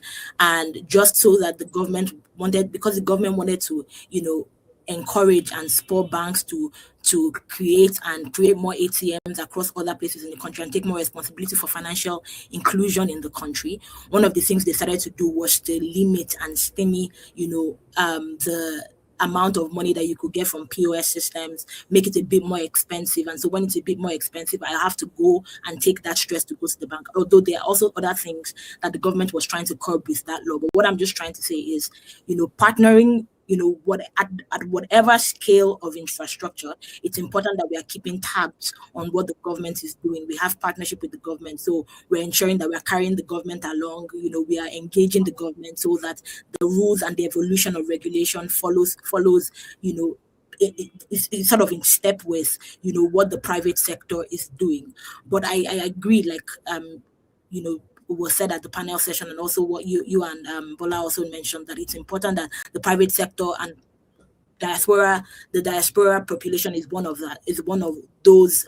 If a segment of that sector, it's important that the private sector also, takes some responsibility and develop infrastructure, either institutionally or, from the retail side of things. So that said, in terms of developing frameworks, frameworks are basically just standards, right? That you invest by. And let me just use that. So when we look at, for example, from a from a fund perspective. So you want to set up a pool of capital and you want to deploy a pool of capital. The framework you start to think about is that, okay, what would that capital be investing in? Would that capital be investing in? Who would we be backing? What kind of, which permit the use of my word, which horses do we want to back? What's the caliber of operator, local partner that I want to put my money behind? So understanding the persona of the person that I want to, the kind of CEO, the kind of local operator that I want to put my money behind is one, and ensuring that whenever I start looking at opportunities and I want to start to select, opportunities, that becomes part of my criteria, and it's reporting back to the pool of capital or the people behind the pool of capital that I'm deploying that, I've applied this level of due diligence in selecting this particular, operator or this particular business. So that's one. The second, bit around frameworks is understanding, okay, what kind of business do I want to, what are the indices or what are the KPIs that define the kind of business I want to invest in? What are how much due diligence do I want to apply in understanding the sector that I'm going into? What kind of feedback do I want to give, again, the people behind the pool of capital I'm deploying, to give them that level of comfort that I've done by due diligence in going into this particular investment or into this particular sector? What are the regulatory requirements that this sector, anybody needs to operate in this sector, and how am I ensuring that at the baseline, whatever company I'm backing or whatever company I'm starting is always going to be aligned or aligned with those particular regulatory licenses or frameworks, right? Then there are a lot more that I can say, but another bit would be, to what extent am I ensuring that, again, I am de-risking what it is that I'm investing in. So in terms of, depending on where you go, if you go to rural areas, you're ensuring that you have community participation. You're ensuring that you have a framework that deals with community participation in a sense where you're getting community buy-in, and you don't have the project that abruptly stops because you don't have that. So I'll just stick with those four for now.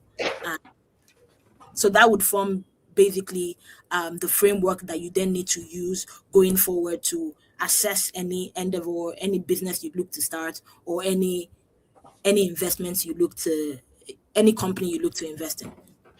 I agree with you so much, because in as much as we're disappointed by what the government, performance of the government across different countries in Africa now, success cannot be achieved by alienating or separating ourselves from the government. It is in cooperation that there will be progress.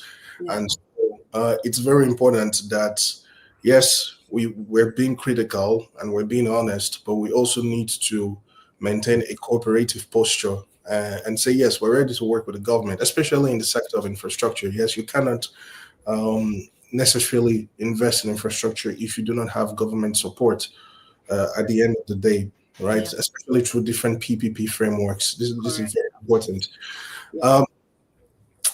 I'll take us back to our first conversation. There was something you mentioned that really stood out to me. I don't know if you remember, but you said for an investor in the diaspora, $100 might be his heaven and earth. It might be everything he has. While for someone else, $100 is, something that is an amount that can be risked. Maybe there are people watching this that are probably also running, pooled investments, or they have some sort of programs, or they manage, communities. How do you balance, from an empathic point of view, which is something you pointed out, prioritizing the concerns of the person who invested $100 as well as the concern of the person who this $100 is just a test. So the person whose $100 is, all of his money, and there's so much care and there's so much attention to that. While someone's $100 is careless about it because, okay, I'm testing out here. I can afford to lose this money. Thank you for that question. So, and it goes back to the duty of care points that we discussed earlier, right? So number one, understanding who your investor base is and where that comes from. So basically, different people decide to play along different points in the risk reward cycle, right? I can decide that I want a sophisticated investor, and a sophisticated investor means that there is some amount of capital that person can lose, and the person won't flinch, right? Because the person understands what that risk reward, that I have to lose this amount of money if I'm going to gain this amount of money in the future. I'm going to get this return in the future. But if, and for most crowdfunding schemes, we tend to play at the lower end, where a lot more people don't are more risk averse, and they're sort of looking more for capital preservation. And that's why, for example, you want to understand just the mind space of the person that is investing with you, or investing in your business, or investing in your pooled fund scheme, right? Is this person is this person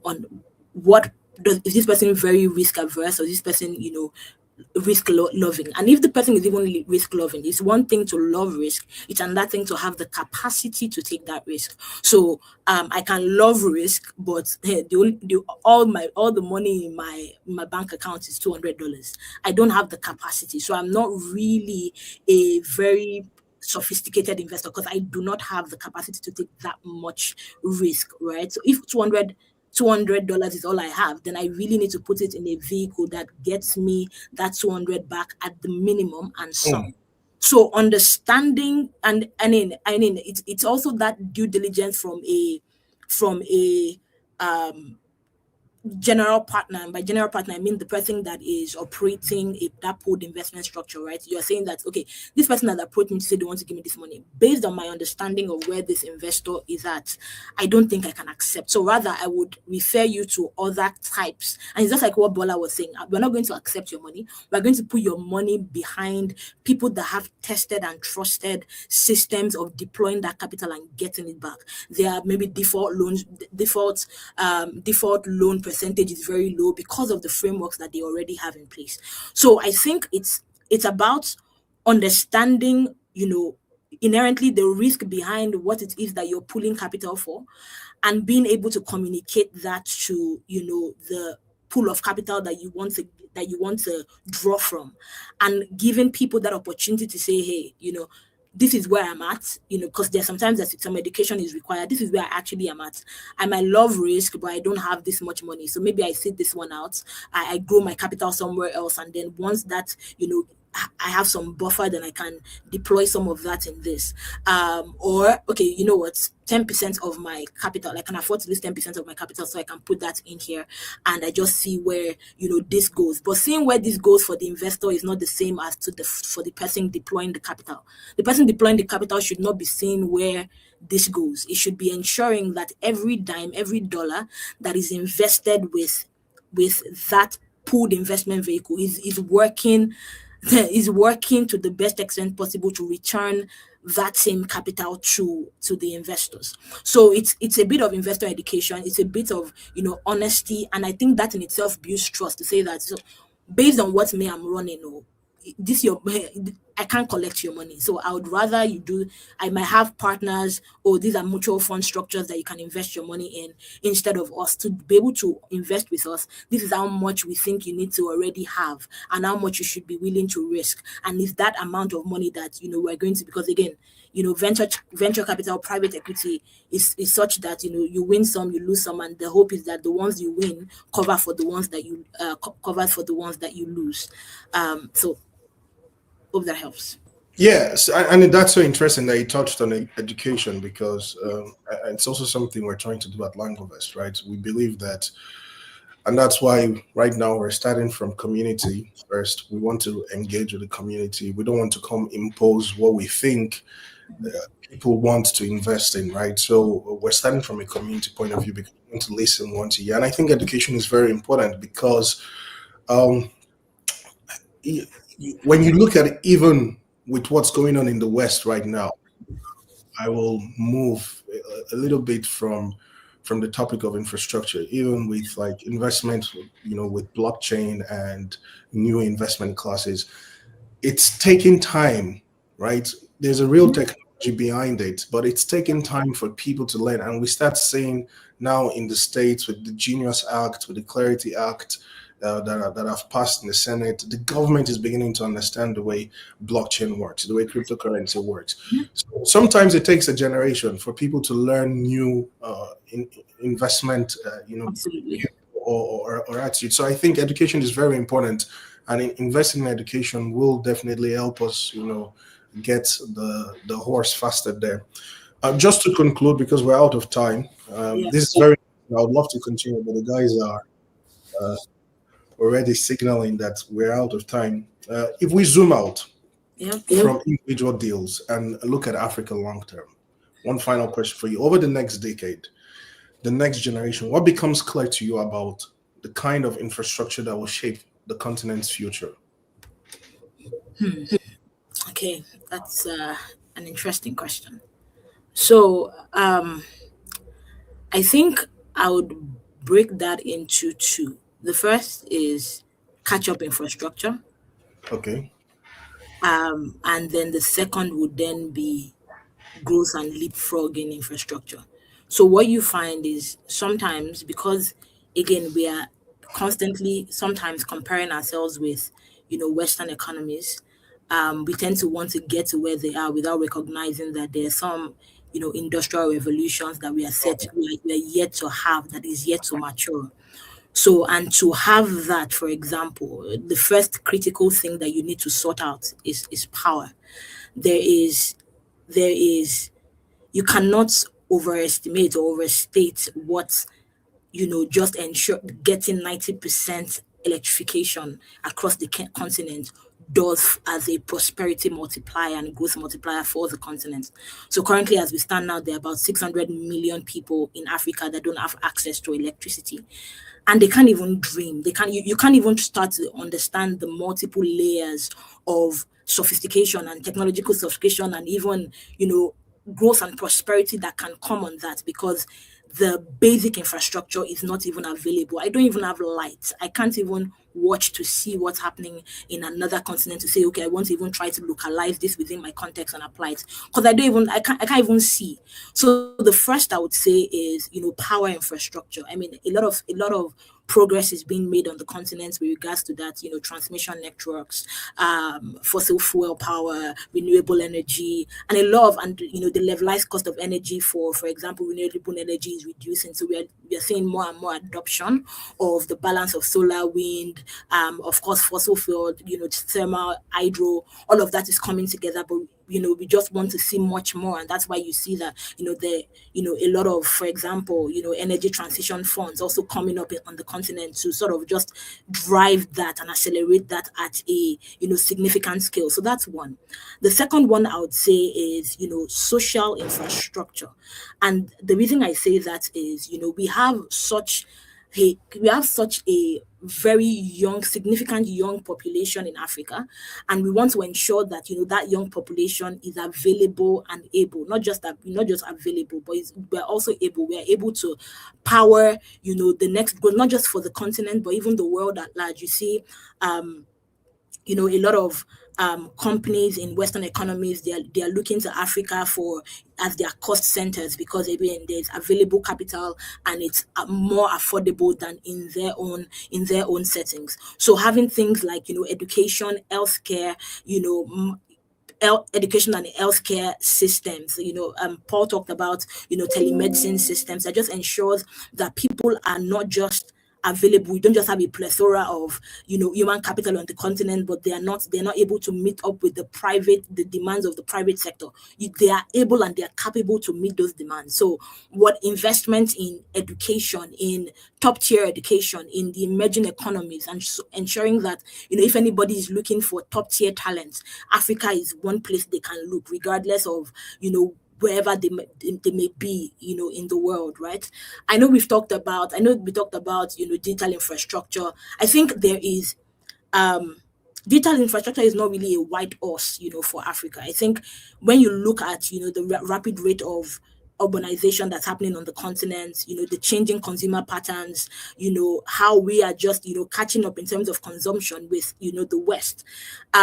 Some things like reduced latency, the ability to be able to communicate with the West at a very fast pace is needed. And the only way we get that is ensuring that our, internet infrastructure and communication infrastructures are solid. So our data centers, fiber networks, all of that good stuff, also it's very important. So for me, I think over the next medium to short term, I think what we really need is, catch up.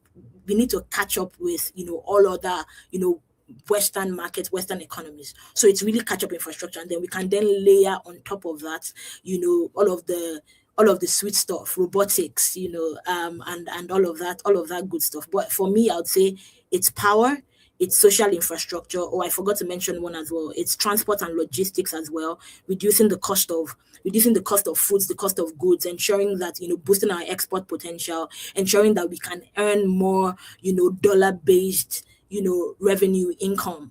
All right. So transport, logistics, power and energy, social infrastructure and renewable, and what was the last one I mentioned? Digital infrastructure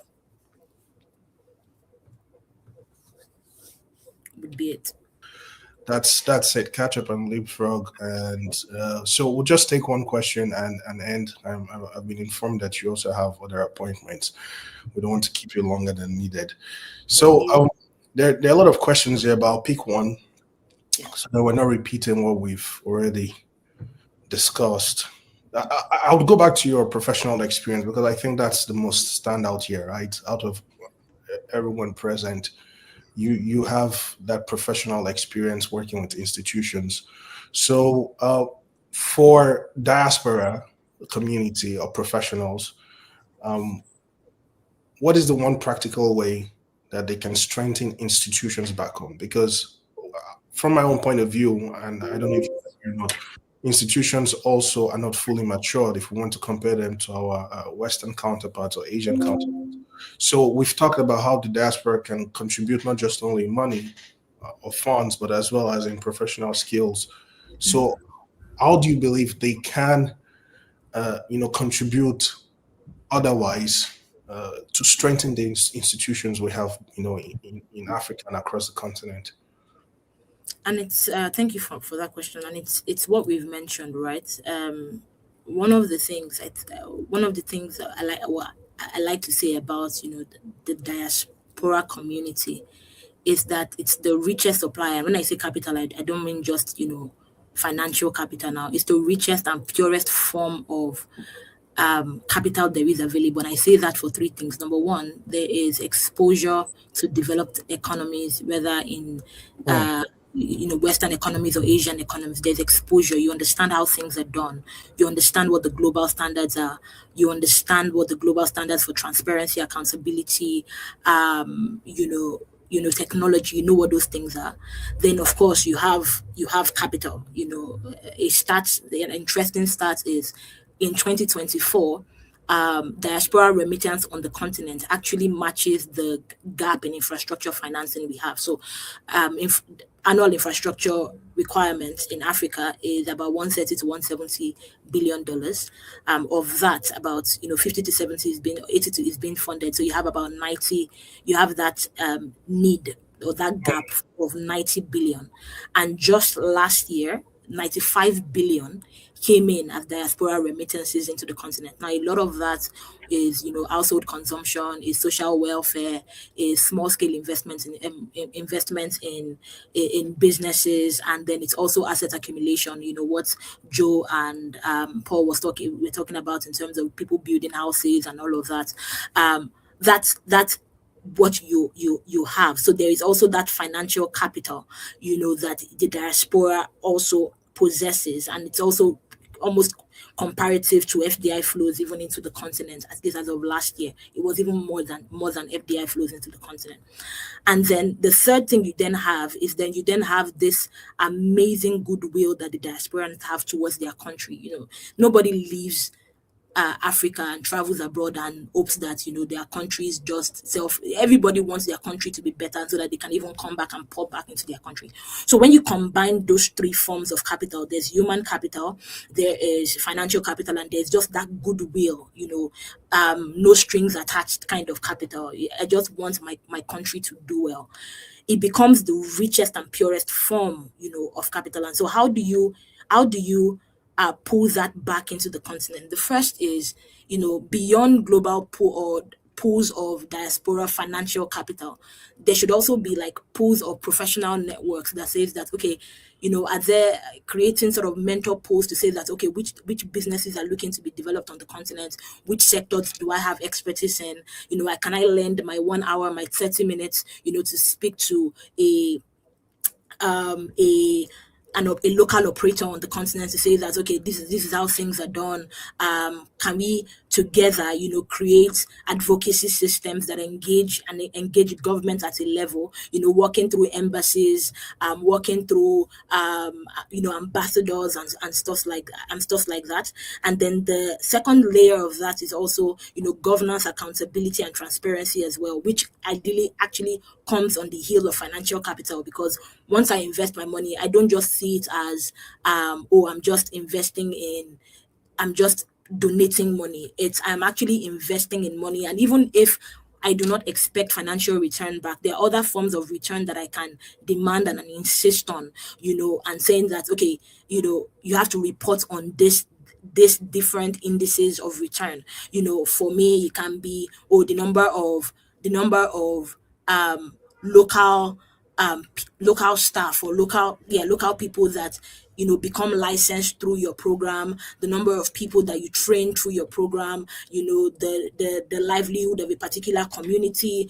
And there are different, you know, indices that you can put in place beyond financial that we can then start to insist on or the diasporans can start to insist on as a pool of, you know, human capital, thought leadership, and just understanding what trust, what governance means, and localizing that in the African continent. Wow, thank you so much for sharing that information.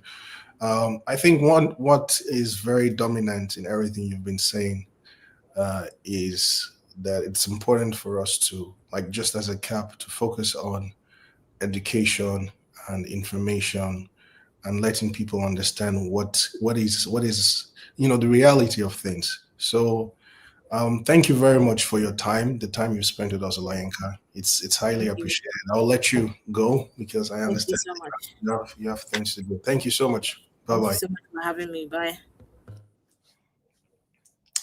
So right now I would invite Autoricia to come on board. Okay, no, we have, I beg your pardon, we have our closing statement first. So our closing remarks with Dr. Omolola. So if she's ready.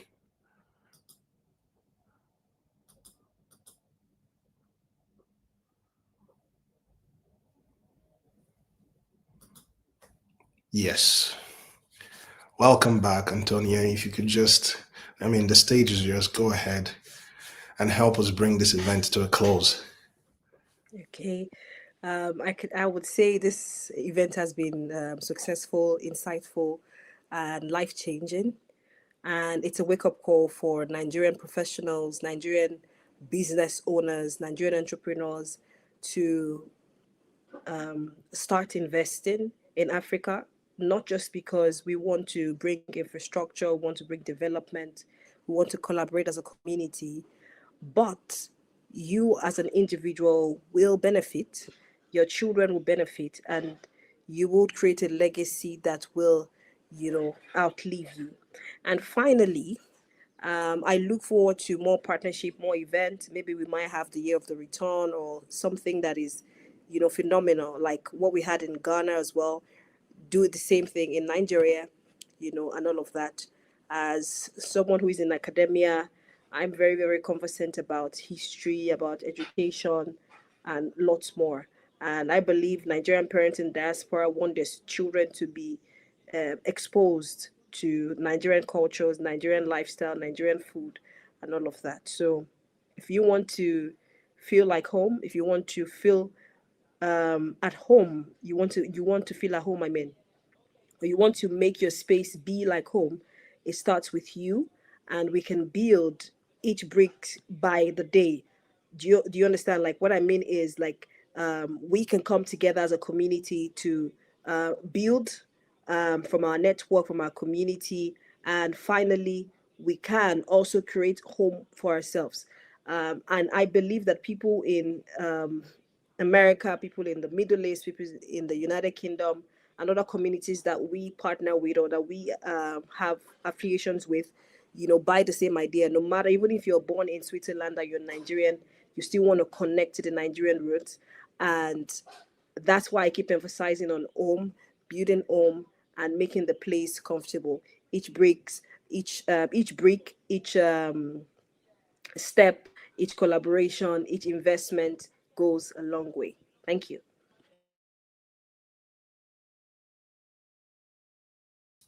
All right. Thank you, Dr. Molola, for that closing remark. Very powerful. You've definitely given me something to think about, and I think the rest of the Langovest communication team. That being said, now I just want to, I know that we have people watching, and each and every one of you for staying back. It's been amazing. But before you go, very, very important, I want you to go right now on your social media platforms, whether it's X, Instagram, and follow Langovest. Sign up also, go to langovest.com, create an account, sign up, and join our community to discuss. Be part of the conversation. Like I said, next year we plan to roll out product features, but first we want to hear from you. So create your account, langovest.com, www.langovest.com, create your account, sign up, join our social media platforms as well to stay up to date with developments that we will be pushing out throughout the course of next year. Also more events like this, right?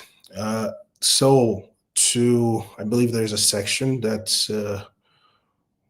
we'll have Authority come on board and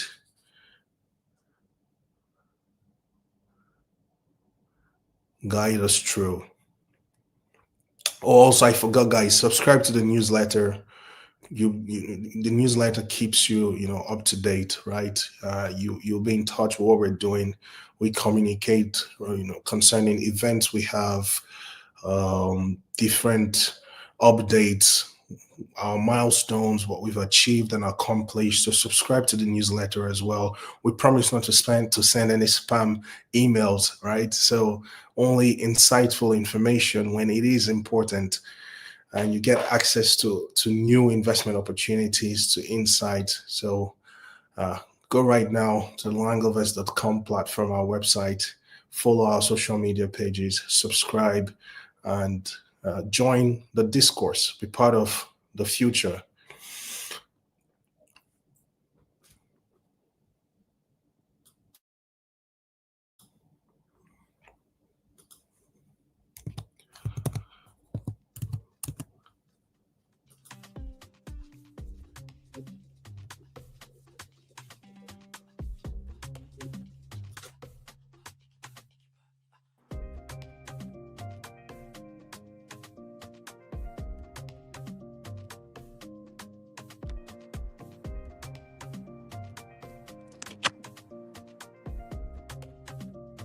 Okay, the section a lot of us are excited about, the giveaway. Thank you, Dr. Omolola, for the closing remark. So for our participants, before we conclude, here are the incentives available to all participants. The first, we have free access to Langovest research content. Please scan the QR code to access content prepared by our research team. You can also copy the URL in the comment section to download the content. So we have a free research content for all participants. There's a URL code on the comment section.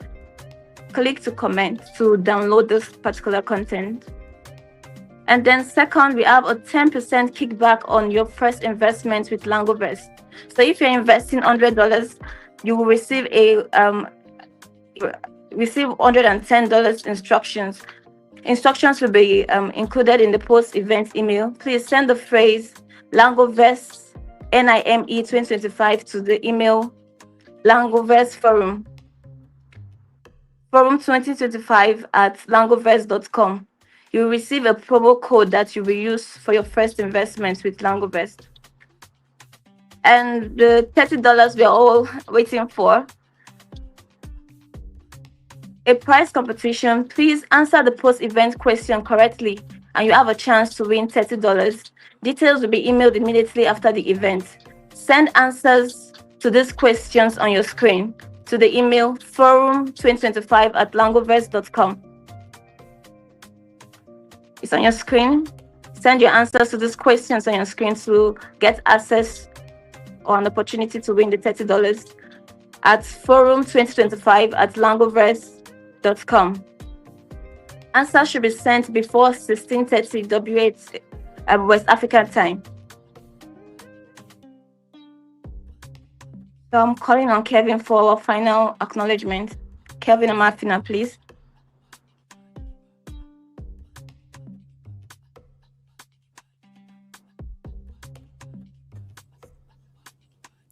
All right, thank you. If we'll just turn down the music so I can conclude. Thank you so much for that. She has been an amazing co-moderator. So I want to use this opportunity to thank all our panelists and speakers at today's event. It was very insightful. And one thing is for sure, we need to engage in more discourse, right? We need to engage in more conversation. Ban Ki-moon said that cooperation and discourse is essential for peace and progress. So it's very important that we continue to have more events like this. And I personally, I am motivated for us to even bring more events like this your way and to engage with the diaspora, engage with Africans home and abroad. We're not only focused on the diaspora, even the Africans on the continent. It's very important. One thing is for sure, Africa is not going to be successful with its government only, right? We need the effort from our private and our private institutions, our private individuals. I also want to use this opportunity to thank my team because they put all of this together, right? And I just want to give a shout out to all of them, right? Merit, Bamishay, Joshua, Otorusia, and every other person in Langovest. You guys have been amazing. And also Anu, excuse me, I forgot Anu. Of course, how can we forget Anu? She's the creative brains behind our videos. And so you guys have been amazing. Thank all of you. And thank our viewers for watching. Thank you to our panelists. The discussion was very insightful. And we're only motivated to bring more to you guys. Have a wonderful evening or morning, wherever you are located. And stay tuned. There's more to come from Langovest.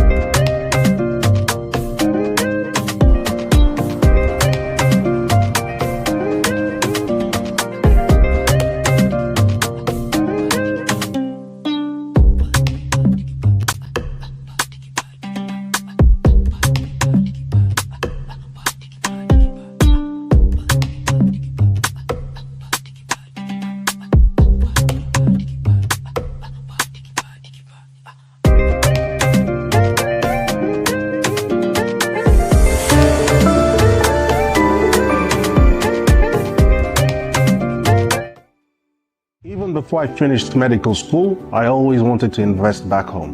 Like many in the diaspora, I had an emotional connection, but there was one clear problem: the problem of trust. If you're in the diaspora like me, you know this feeling. The only real option was real estate, and that was because family could help. But what if you wanted to invest in infrastructure? What if you wanted to invest in business? What if you wanted to invest in the future of Africa? There was no trusted mechanism to do this. And then I realized something important. This was not a diaspora problem, it was a continental problem.